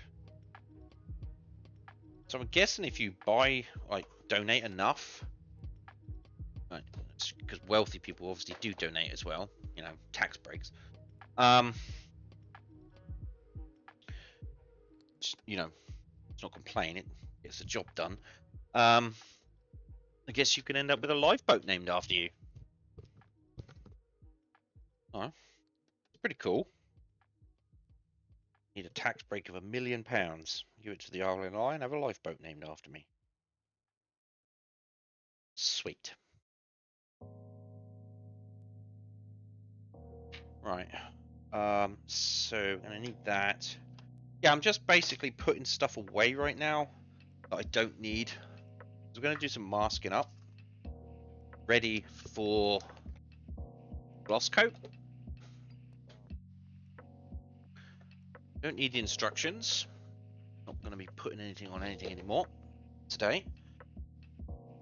I don't need sandpaper. I don't need scalpels. All that could go away. This can go in here. Okay. It's the water for my decals. So I got a bit more cashola in the bank. Take a while, but I'm going to do a little bit more super organizing. Now I like what I've got here. I mean, everything's got it. Oh fuck! I've just hit that out. I didn't do the top up. Everything's got its place, pretty much. But you know, it'd be nice to sort of a little bit more organized. Like I really want all that lot up there to be paints. I want all this to be like 3D printing stuff and airbrush stuff. So I've really got to start to organize what I need to do. I've now started to pick up fabric stuff because I don't need the paintbrushes, they can go back. Surprise what you pick up when you want to do stuff. So my vape box I'm lining with black felt. So I end up having to buy black felt, some fabric glue, all that kind of stuff. And at the moment, I've got nowhere to sort of put it.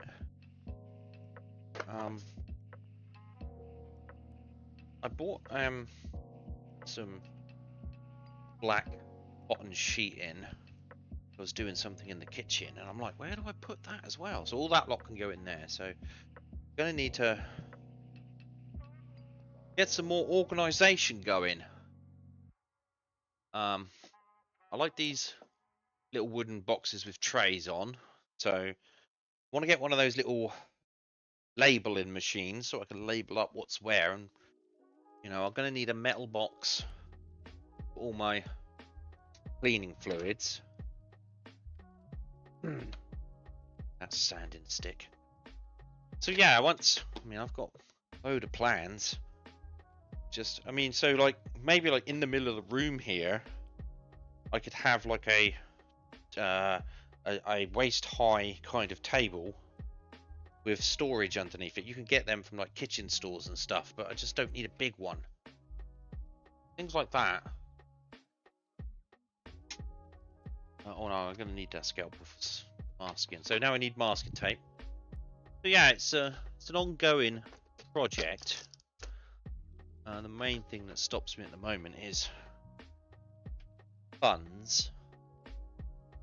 But once you've so now I've quit smoking and I'm vaping instead, I should be saving a fair bit of money. So right, so what I'm going to do is I'm going to do a quick BRB. Go and get some coffee. So instead of just leaving the workshop camera on and grabbing the coffee, what I'm going to do is down here. I'm going to put on the RNLI's video again, and I'm going to hold on. What's going on? Where's my? There we go. So many scenes. Right, so I'm going to throw on the RNLI's video again, and sort of show you. For those of you who are new to the stream and haven't seen it before, I've got permission from the RNLI to show a video of a rescue, and kind of explains what they do. So for those of you that don't know, this will be new for you. And so yeah, and while that's playing, I'm going to go and put the kettle on, make another cup of coffee, and get ready to do some masking. So yeah, I shall be right back.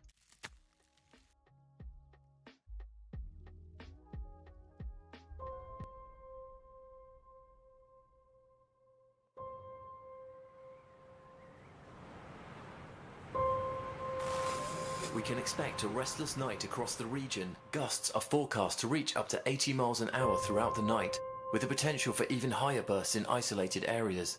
Residents are urged to stay indoors and secure loose outdoor furniture. It was probably blowing about 80, 90 miles an hour, roughly. And I said to my missus, Nina, I hope no one gets a shout tonight. And within sort of 20 minutes, my pager was going off. I've lived in Newlyn all my life. My mum's and my dad's sides are both fishing families. From my mum's side, originally from Mousehole. I was destined to be a fisherman, I suppose. With a load of mates all wanted to be fishermen as well, so that's what we did. Love Newlyn. I don't think I'll ever move out of Newlyn. Hello. You all right? I'm fine. This does the best pasties in Newlyn, and sandwiches. It's a great community. We all have a bit of fun. Yeah, it's just a great place to be.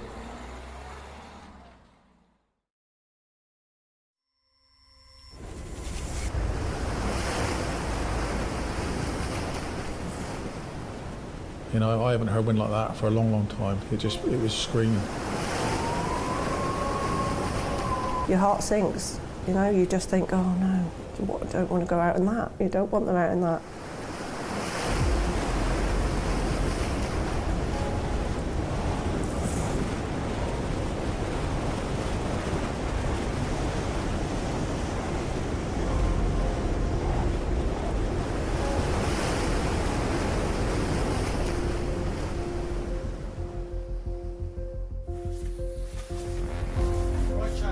So on the shout that night, Marcel was duty mechanic, so he was obviously down getting the boat started up and prepared. I picked James Roberts as a navigator, and then I picked Will Trenier, who's also a fisherman. He's a helmsman. I also picked Trevelyan Worth,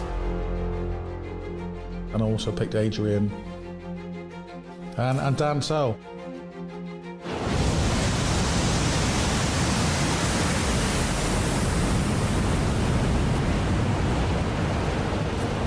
We took one sea that actually took us over on our side, and the wave just picked us up and threw us, no exaggeration, 50 or 60 metres down with the swell.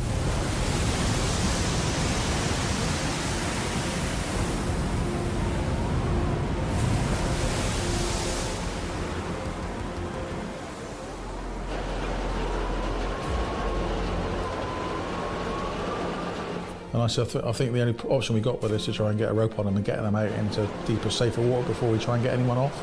Patch is usually very easy on the throttles and stuff, and the need for extra throttle for manoeuvring in that weather, you could really tell, especially with us standing back half above the engines. So you could tell how hard he was working just to keep the boat in position.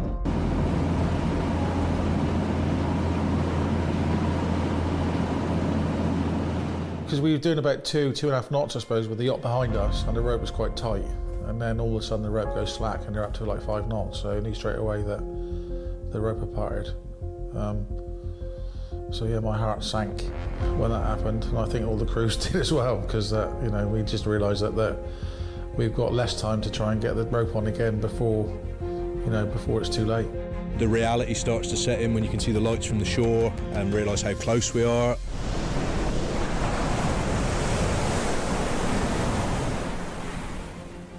One of our crew members come in and checked if I was okay, and I was like, I'm feeling quite poorly, and I was slowly getting worse and worse and worse to that point where I was like, I wanted to be off this boat. At this stage, Marcel had collapsed. He was unconscious. So the crew were dealing with him. He just went from sort of being really seasick, hanging out the door, to absolutely unconscious and unresponsive.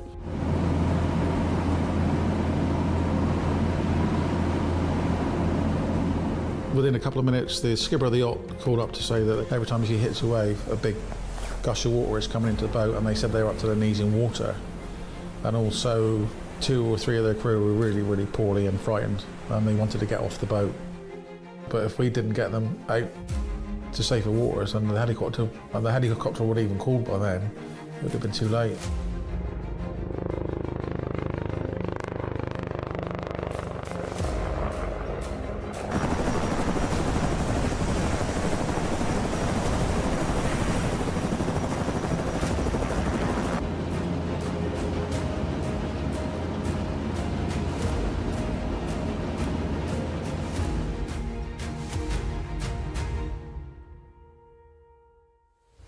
I didn't realise it was 2 brothers on the boat as well, and I didn't realise how young they were. When they all walked into the lifeboat station, I was quite shocked how young they were. I thought, crikey, you know, if they'd been lost, it would have been horrific for the families, because they were all good friends and they all live in the same village. So imagine that would have been horrible. 14 years I've been on the crew, we had that shout. That was the worst one I'd had so far for that long amount of time.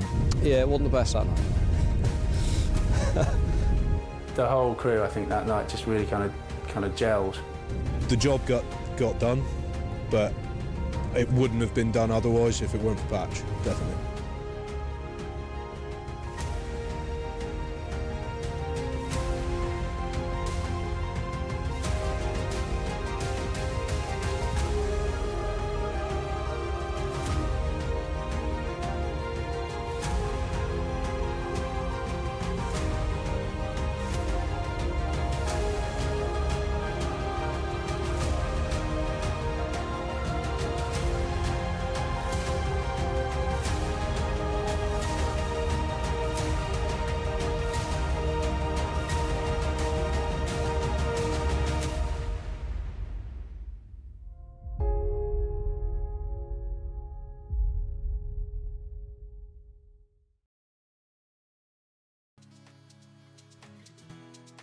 All right. Well, thanks again to the RNLI for allowing me permission to show you that video to explain exactly what they're all about. I mean, they explain better than I will.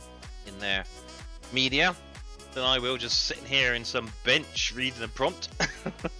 So thank you very much to them for allowing me to show you that. Right, I'm back from my little break. I've got my fresh cup of coffee.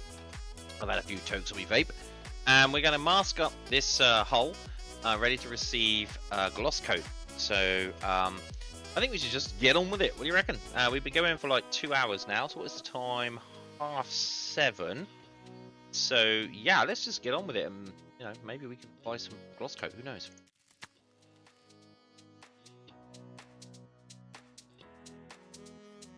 All right. So what's that one then? So it's a little bit dusty because so I've been grinding. Yeah, I've been grinding 3D prints, sanding 3D prints. So there's a bit of dust in the air, but before I coat it, I will take a lint-free cloth and go over it. Look, so you see some of the dust on the front there. I don't want that underneath the gloss coat, so we'll just give that a bit of a spruce. So what we're going to do is we're going to try and mask up along this edge, because this is all going to be black once it's done.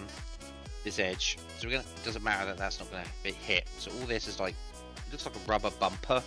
So as it comes alongside another boat, it squeezes and it doesn't smash the hull. So we're just going to take some masking tape and we're just going to mask all the way around it. And we're going to get some newspaper, mask over the top, and we should be pretty ready to go. So this is going to take a while, but at least we've got a nice thick border that we could just mask to. It's going to be great.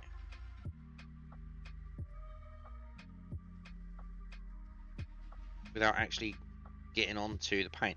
So obviously this is all going to end up getting gloss coat, but what I can do is I can sand that gloss coat almost like level, because there's going to be a lip with the paint, and then sand it level and then paint the black on top. So it should be okay.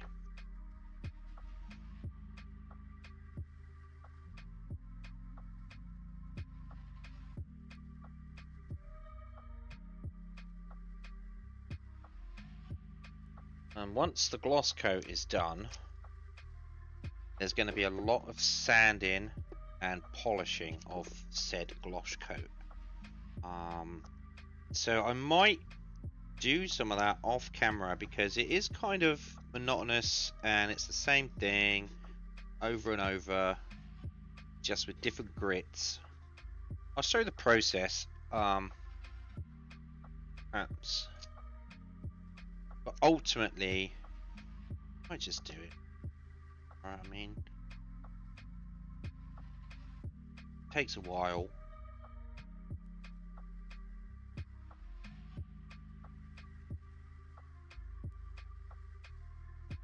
Not much goes on. You might not even see that much of a difference on camera until it's like angles change.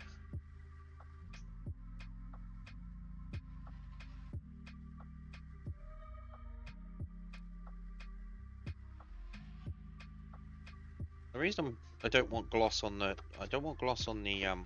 deck, because the deck isn't gloss coated. The deck is kind of matte. I do have a matte coat, so once the gloss has been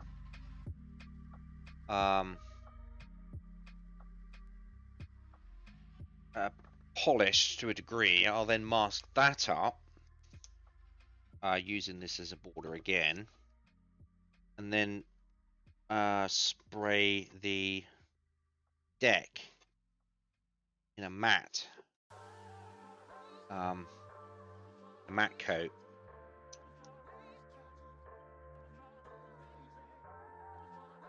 That will not only protect the paintwork, but it will also give it finish.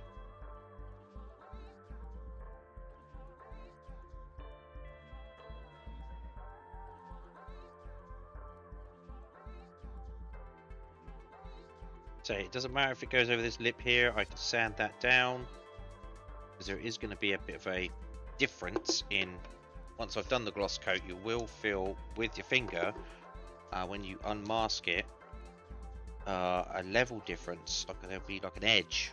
You feel an edge with your finger. Because you have to put it on fairly thick.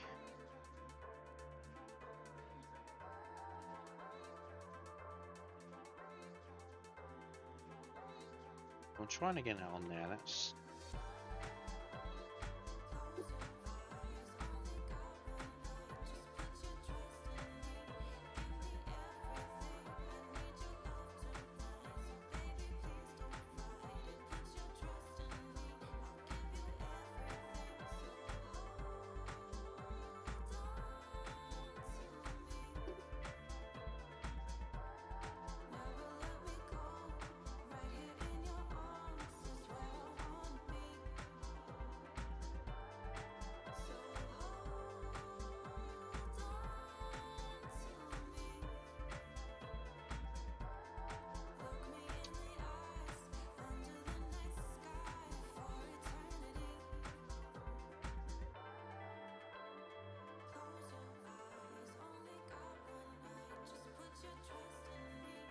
so that's why I might also try and not be quite as thick with the gloss coat on the cab, because there's a bunch of details on there that I kind of don't want to lose. And the only reason the details are they're kind of raised up, so I'm umming and ahhing. I'll see how it goes as I go along, but let's just worry about one thing at a time. I'm quite nervous about putting this gloss coat on because this could ruin it. Do it wrong. If it doesn't come out right thickness, if it comes out spitty, you're going to have a lot of work to get it back. Got to get it the right consistency. It's good stuff, but it can be a bit of a... Started to manage to get it where I knew what I was doing. When I first done my Ferrari, I mean, if you look closely at my Ferrari, it's kind of lemon orange peely, and it's like, don't like that.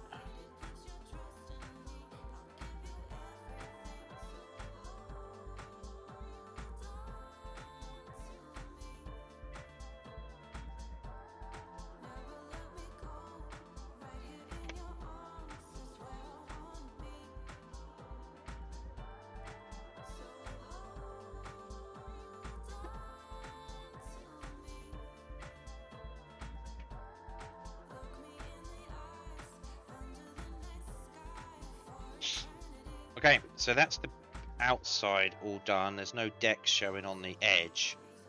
Yeah, it's not great line, but that's fine. I'll get sanded down because all this is going to be painted sort of matte black. And I'll do that over the top of the gloss.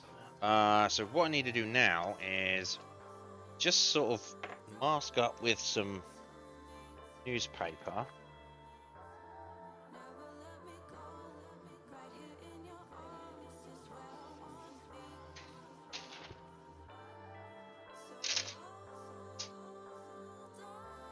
Tearing off bits of newspaper here.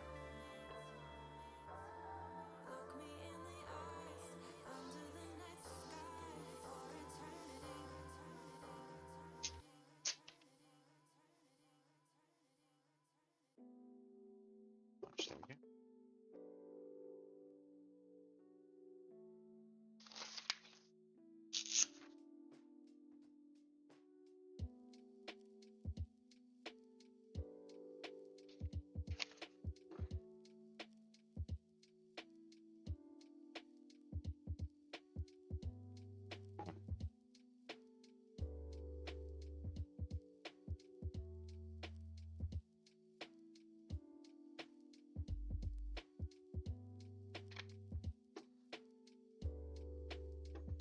Move this up a bit because you don't. This is not close work. You don't need to see closely what. It's just rough masking. It's pretty straightforward, but you still need to see what I'm doing. Anyway, welcome to the stream. If you've just joined, I see the numbers have gone up a little bit on the viewers. I don't know exactly what that means because Twitch just bit funny when it comes to viewer counts. But anyway, welcome if you're new.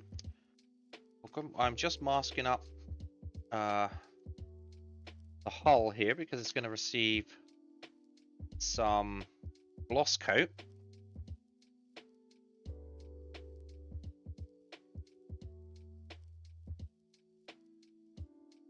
I don't want it to go over that middle. Yeah, it may look a bit rough and ready, the masking, but that is the point. It's not going to be anything special. It just needs to stop gloss getting on the deck and in the interior. And just stay on the external hull.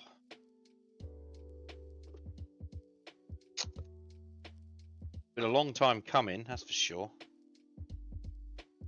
This is, I've been kind of looking forward to. Again, I'm not too. Let's just take that off. Snip that. Use that as a boundary. If I don't keep my boundaries, I'll end up drifting.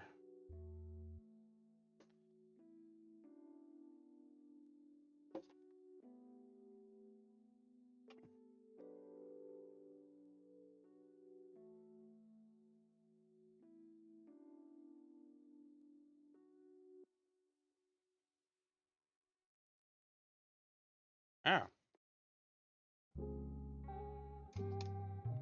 Feel free to sound off in the chat if you want to know what's going on, or you know how long I've been doing this, or if you've got any questions. You know, happy to answer them if you can. Not a professional. I don't do this for a living. This is just a bit of fun, and friends of mine have been like, "Oh yeah, you should totally stream your model bench." You know, I've showed them pictures of the cars that I've done in the past, stuff I've done. They're like, "Oh yeah, you should totally stream that." So basically, that's all I'm doing. Just a hobbyist. I can give tips and tricks and things that I use and have learned, but other than that, I don't get paid for this. I'm not rushing. I mean, you'll see that there's plenty of videos of me making this. It's like, oh my god, it's taking so long. It's like, yeah, because I'm enjoying doing it. I don't need to rush. There's nobody waiting for it. So.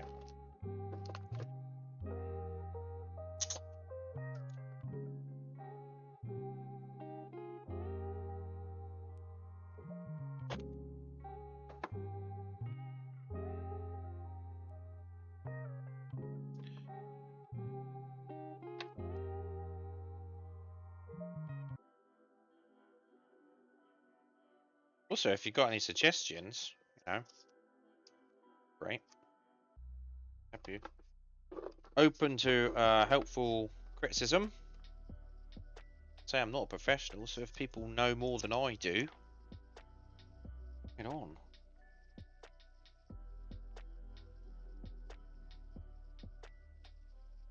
Okay, so also what's going on here is this little orange piece here also needs a kind of a gloss coat to it too, so I might have to take my time masking that up. Squeeze that in there. This bit at the back here is not too much of a problem because you don't see that. So underneath the cab, so I'll try and put something.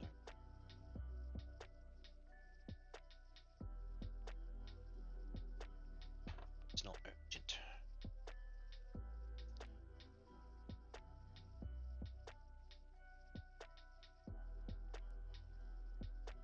Let's get my toothpicks. Where's my toothpicks? There we go.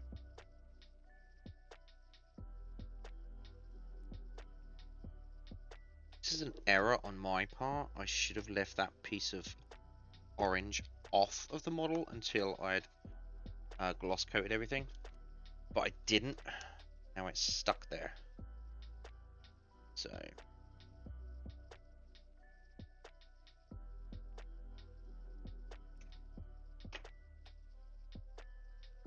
because it wasn't urgent. No, I put it on there. It wasn't needed.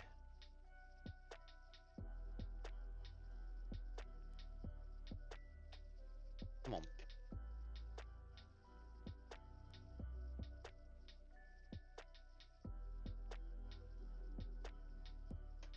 There we go. Yeah, I think that was back when I was expecting to have to gloss coat everything with the cab on as well. That's probably where that came from. Why that's up there. So, you know.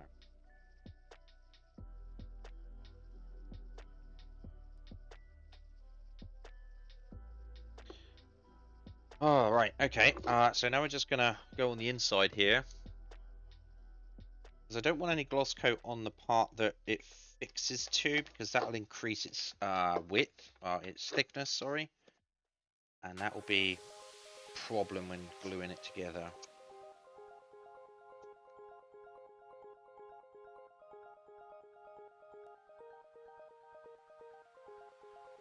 So how thick can this gloss coat be? It can be pretty thick. I've had it where I've managed to fix bodywork to a car before. It fits nice and snug, and then you gloss coat it, and then you realise it's not fitting. It's like, why is it not fitting? It's because the area of gloss coat, it's just thickened it up, like just even like 0.5 millimetre.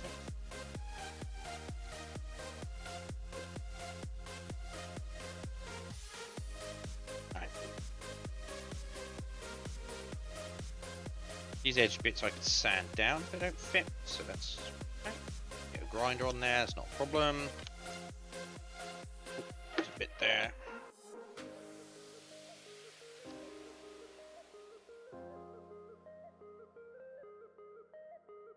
Just sure. Get quite wet. So we're gonna have it upside down anyway. So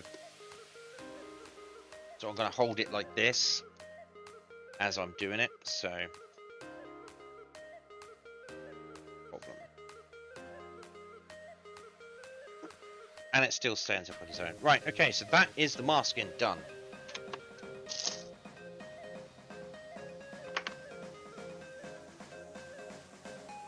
Fantastic.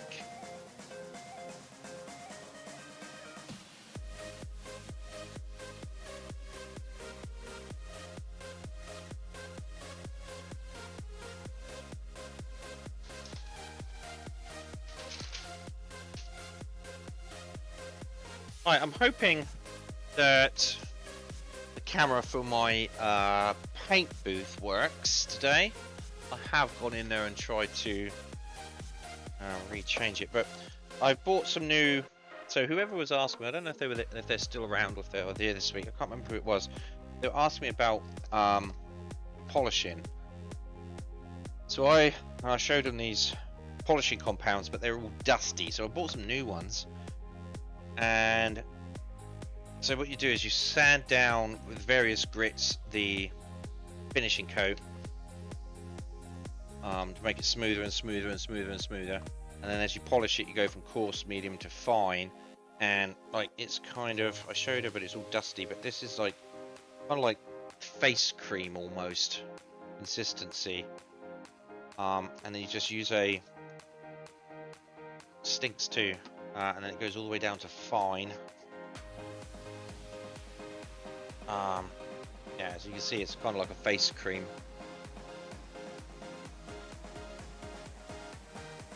Compound. And that's nice and tight. And you just work that in. You can work it in by hand. I use a Dremel. Just got to be a bit careful. And once you're happy with the finish, you've got this polishing compound, which is a wax polish, and that goes on the top of the cars. And then I've got one last thing, I believe in here. Is it in here? No, it's not in here. But I've got like a spray wax as well, which finishes it off. Gives you a nice coat.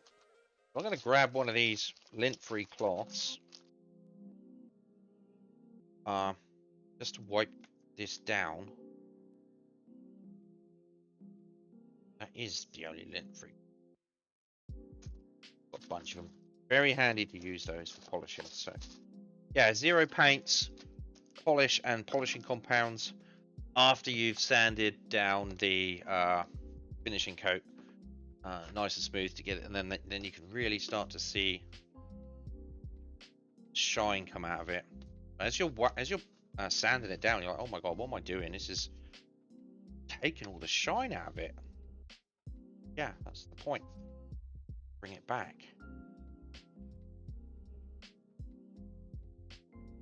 Polish anything.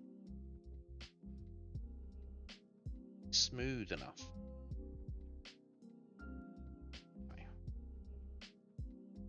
Oh, look what happened here. We've lost a piece. That won't do. That will not do. Cannot have that. So we're going to have to paint that.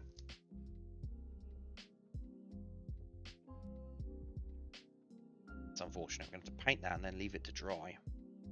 Paint is cracked a bit, but that's fine. God.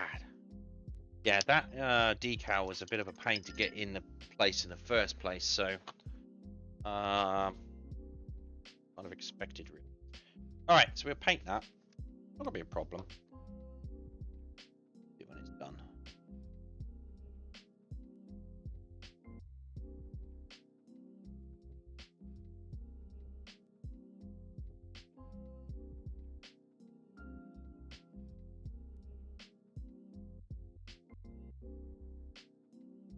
Bit more, just to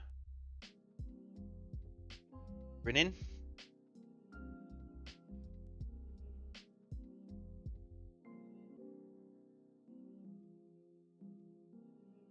There we go. Now you wouldn't even know that I'd fucked that up. Okay.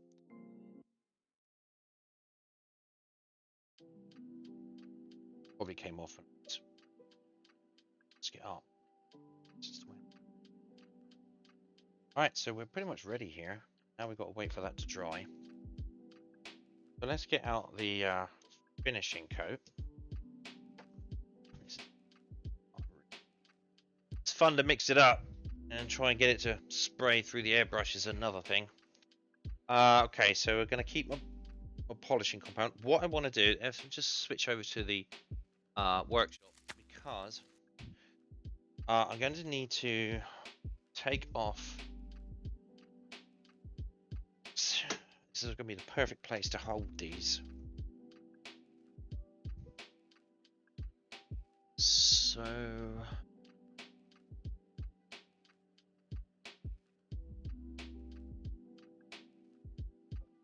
going to open up my 3D printers. The Inkay wash and cure station, and we're going to try and put a little platform in here, hoping the boat will fit on it, because the last thing, while you're waiting for it to dry, yeah, it'll fit on there, so that'll fit on there nice. What about this one? That'll go in there too. Might have to find somewhere else to put the extra parts that I need to gloss. Worry about those in a minute. They're not too much of a problem. I just don't want any dust on this, so I'll be able to put this lid back on like that. Wait for it to dry, or go tacky it and then wait for the next coat, so there's going to be no dust on them. Those pieces, I've got room under here. Down it's full of chemicals. Well, it's not just full of chemical bottles. Okay, so we're gonna have to figure out where we're gonna put those. These are the important bits. Those bits I can figure out where we're gonna put them later. Might just leave them up there for now. I'm not gonna do any sanding. They're not super important. I mean, they are. Amu Renfew, hi Kari, how has the boat been going? Boat's been going pretty well, Amu, and how? Welcome. Hey ho. How was your stream? Just setting myself up here. We're going to be doing some gloss coating. So I've got to get my gloss coat all ready. This could go terribly wrong, or it could go terribly right. I'm pretty nervous about it, to be honest. Pretty good. Time to start DLC tomorrow. I want to start the DLC tomorrow. Nice. Fantastic. Oh, exerting. I've been wandering around far too much. I think I'll lay down when I'm done here.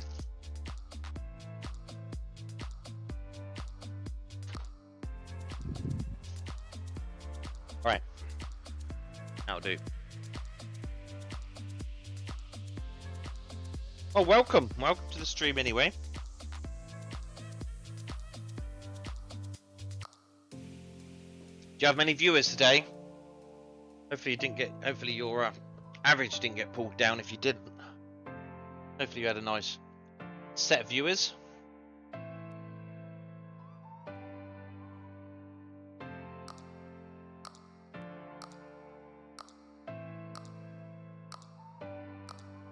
Right, let's have a look at this paint setup bench camera. Is it going to work today? It is. It is. Right. Okay. Fair enough. Oh, right, okay. This is a nerve-wracking part, mixing this up.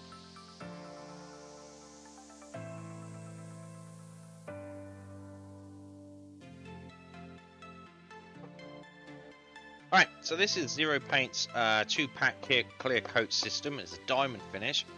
It's absolutely fantastic once it works.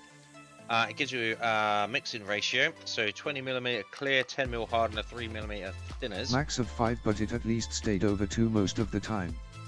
I'll have to see how it looks when Twitch sends the notification. Oh, fantastic. Oh, good.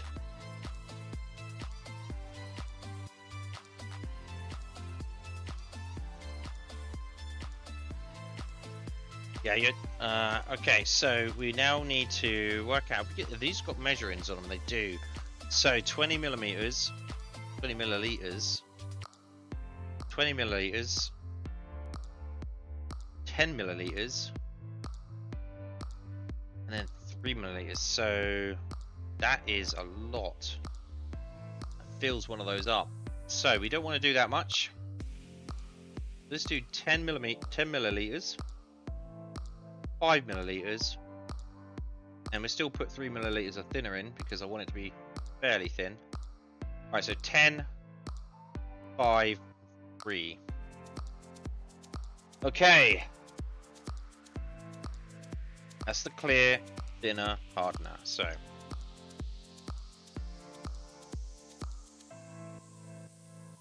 and away we go.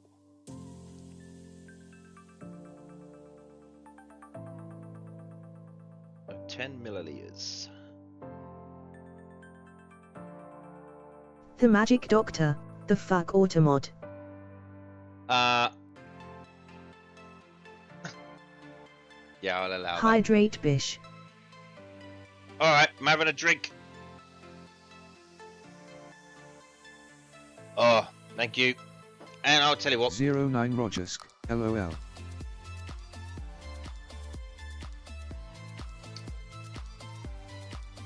I'll have a toke as well. Thank you for reminding me to have a drink. Right, so I've got 10 mil of that on there now. This is the stuff I use on my car bodies to get that really nice shine. So it's exactly what I want to do. Right, so that was 10 milliliters of that. So we also need 5 milliliters of hardener.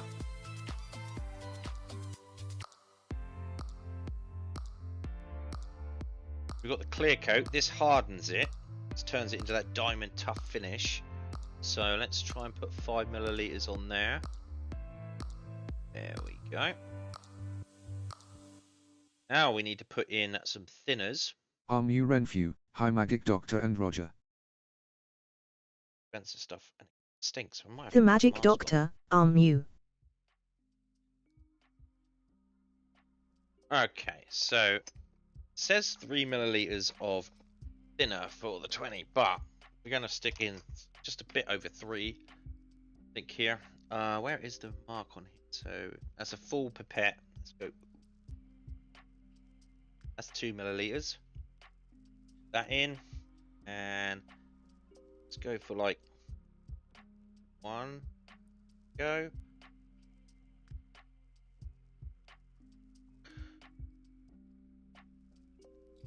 And see how thin that is. Again, we don't want it too thin because it will be like water and just drip off the thing. Want it thin enough to be able to go through the airbrush.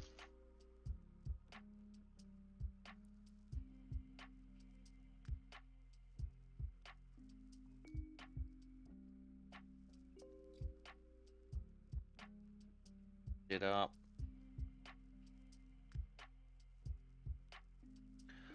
Okay, so application code.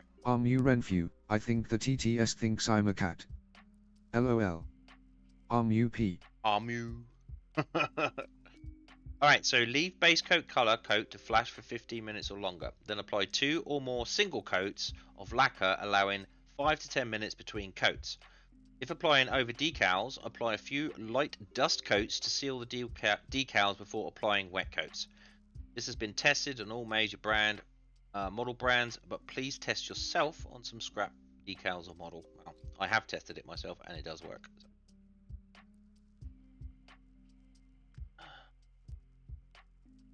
Once opened, hardened, has shelf life of 6 months. Yeah, I can confirm that.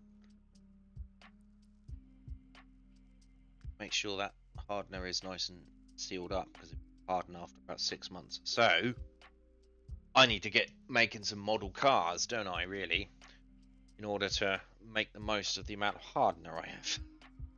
But don't worry, guys, you can buy each one of these bottles separately. So if you do leave it over 6 months and your hardener has gone hardened, you don't have to buy an entire pack again. You can just buy the hardener. So it's not a cheap pack, but so you don't have to buy the whole lot again. You can buy separate bottles.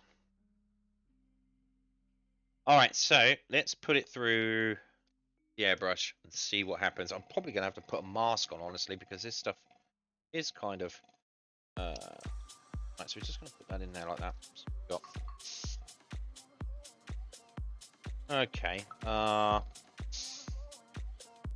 don't hear any spitting. Let's just check.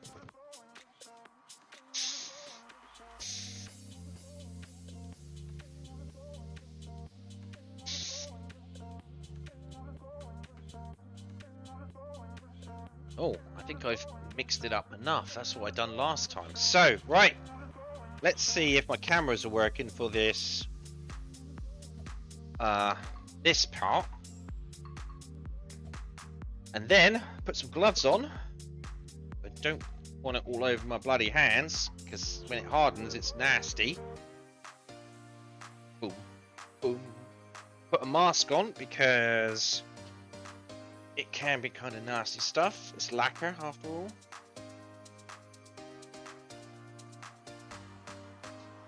Right, so let me give me a second here. I'll mute my mic as I put my mask on.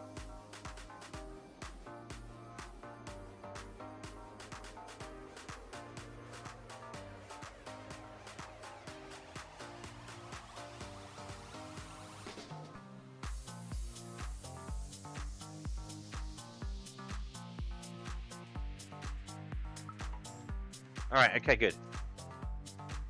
Just going to give one last quick check.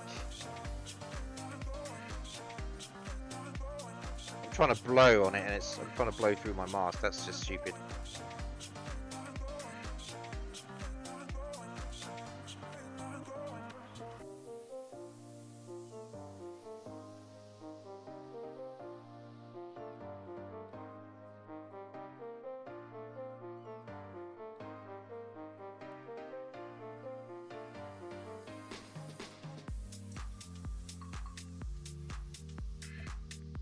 Okie dokie karaoke, let's pour some more of this in there.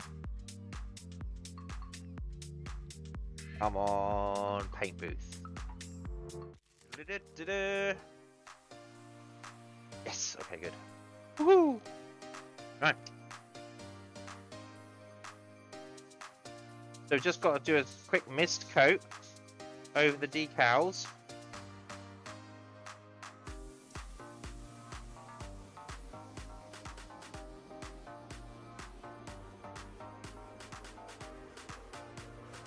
We are getting a coat on there, aren't we? Yeah, it is coming out. Just to seal them.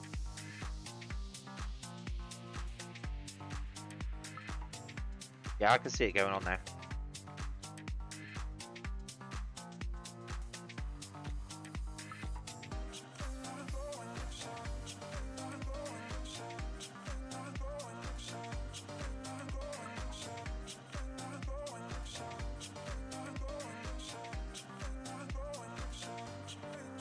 Oh, come on. I don't want to touch it once I've done it, because it'll just get fingerprints or tackiness in it. That is not what you want.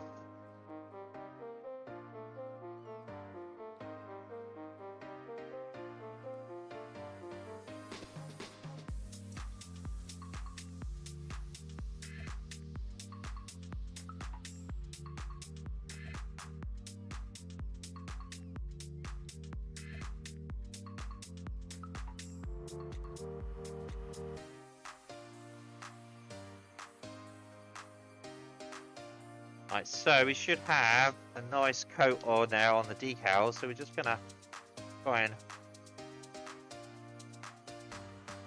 Is that...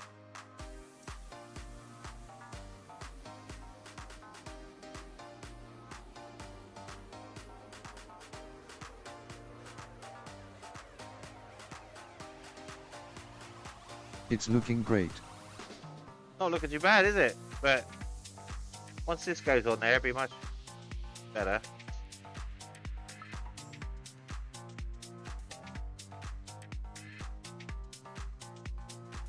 Right, that's going to be enough.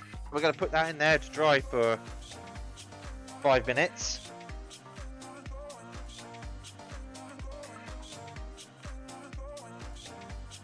Alright.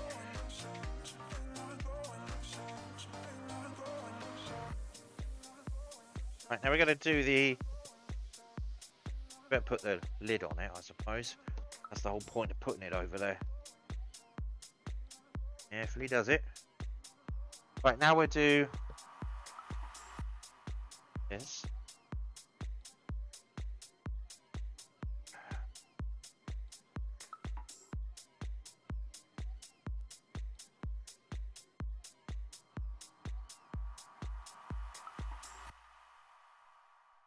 Mist coats just to get it going.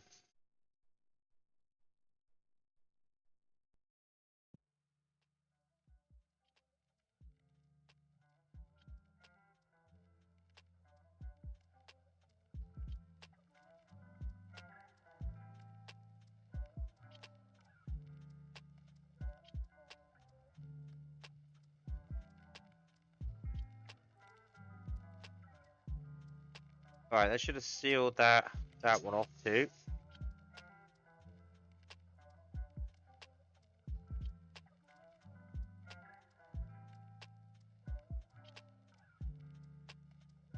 Be back soon, being dragged away. Okay, Moo. Wait, is that a Moo? Yeah, that was a Moo. Alright, okay, so we're going to put that in there. And let that dry for 5 minutes. Should be enough to do some of the other pieces that need steamy. Okay. Right. Keep any dust off of those. Oh, I can feel it on my gloves. It's sticky.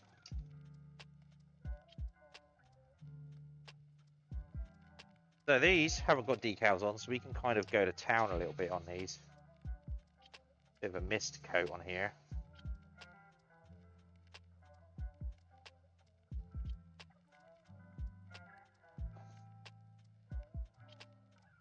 Yep.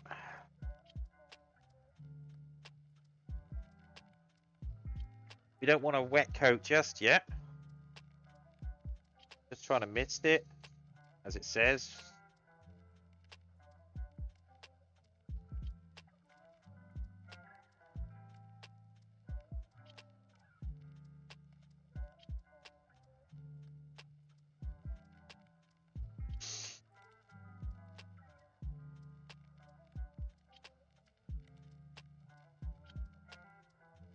Already start to see a shine on there. Nice. Now these pieces, I doubt are sand down and polish and all that lot. As long as they got some parent shine on them, they should be fine.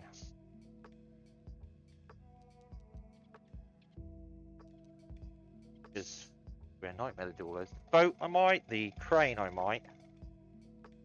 But the little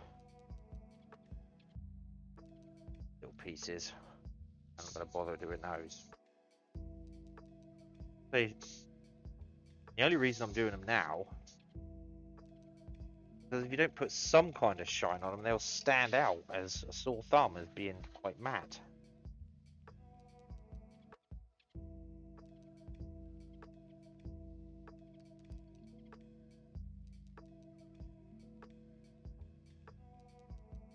Yep.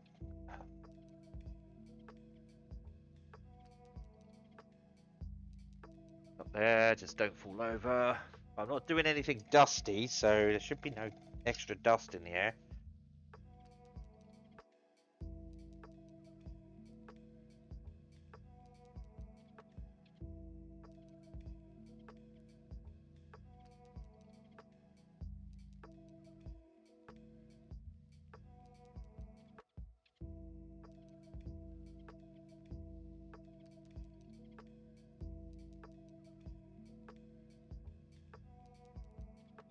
Just like a tack coat, they call it, I think.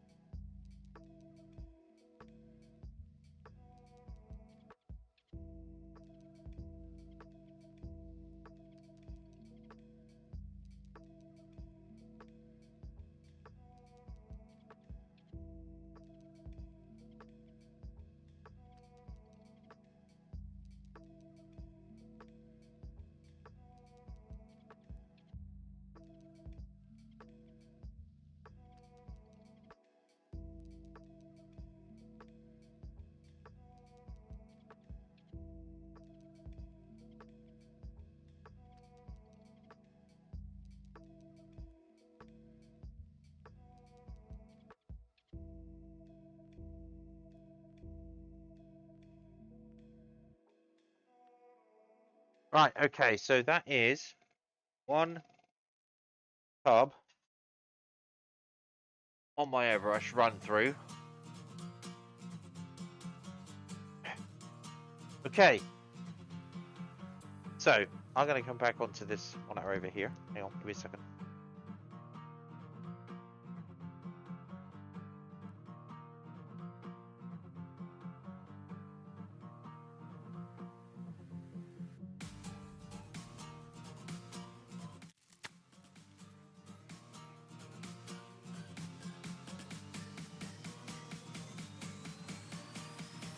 So that's the tack coat up there.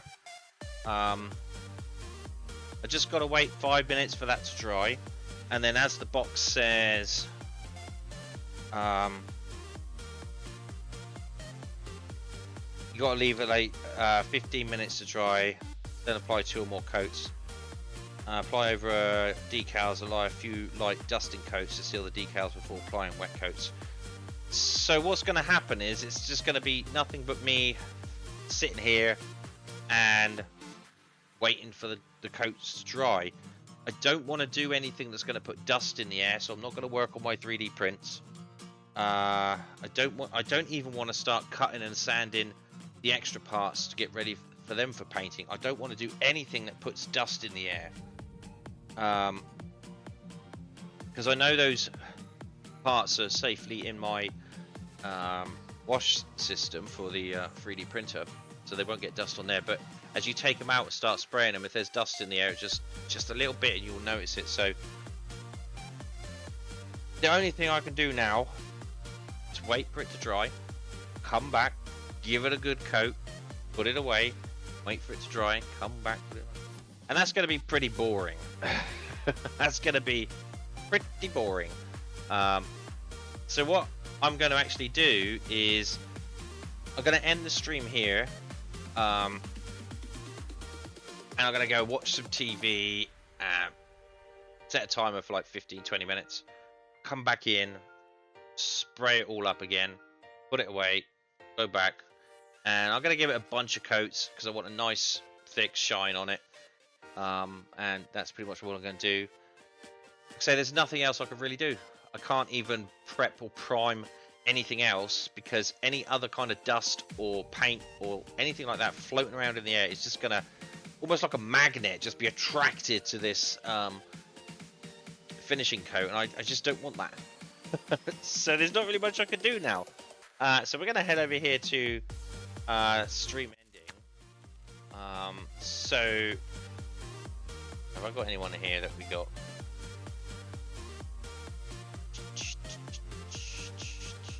No, okay, fine. So yeah, I think that's going to be it for me for today. I mean, it's been a good nearly 3 hours. Nearly 3 hours there. The gloss coat is always a kind of a moment. Because, like I say, if you get anything of it wrong, like a bit of dust in there, it'll just be magnified or anything. You've got to be really careful. But it's also a boring process. You're not going to see much. It's going to see me sat here just watching TV for 10 minutes and then go, oh, right, now it's time to do another coat. And that's pretty much it. And even then on camera, you're not going to notice really anything going down because it's completely clear. You might notice it start to shine the wetter it gets, but other than that, it's just going to be pretty boring for you. So, yeah, that's it really. So I want to thank everyone for coming out with for me today. Hopefully tomorrow, it will be. It takes 24 hours to. Takes 24 hours to go off enough to be able to polish it. So tomorrow we won't be able to polish it because by the time I finish it tonight, that'll be later tonight. What's the time now? 8 o'clock. So maybe like 10 or 11 o'clock. 24 hours from that, it's going to be 11 o'clock next day. But what I will be able to do is I will be able to start with noodling out, or whatever they call it, some of the extra bits and pieces that need painting, like the railings and Lion Bridge and all that lot. I can do that. And then next week we can do some polishing. So yeah, that'd be fun. So again, thanks very much for coming out. I would raid out, but there's nobody. Raiding out into some random stream is always a hit and miss. We did that last time. We ended up on a 3D print that just wasn't doing anything. So I don't want to do that. So Amu's not streaming anymore. She's run off. And everyone else I follow doesn't really need the raiders. So anyway, thanks very much everybody, and until tomorrow, see you later. Bye.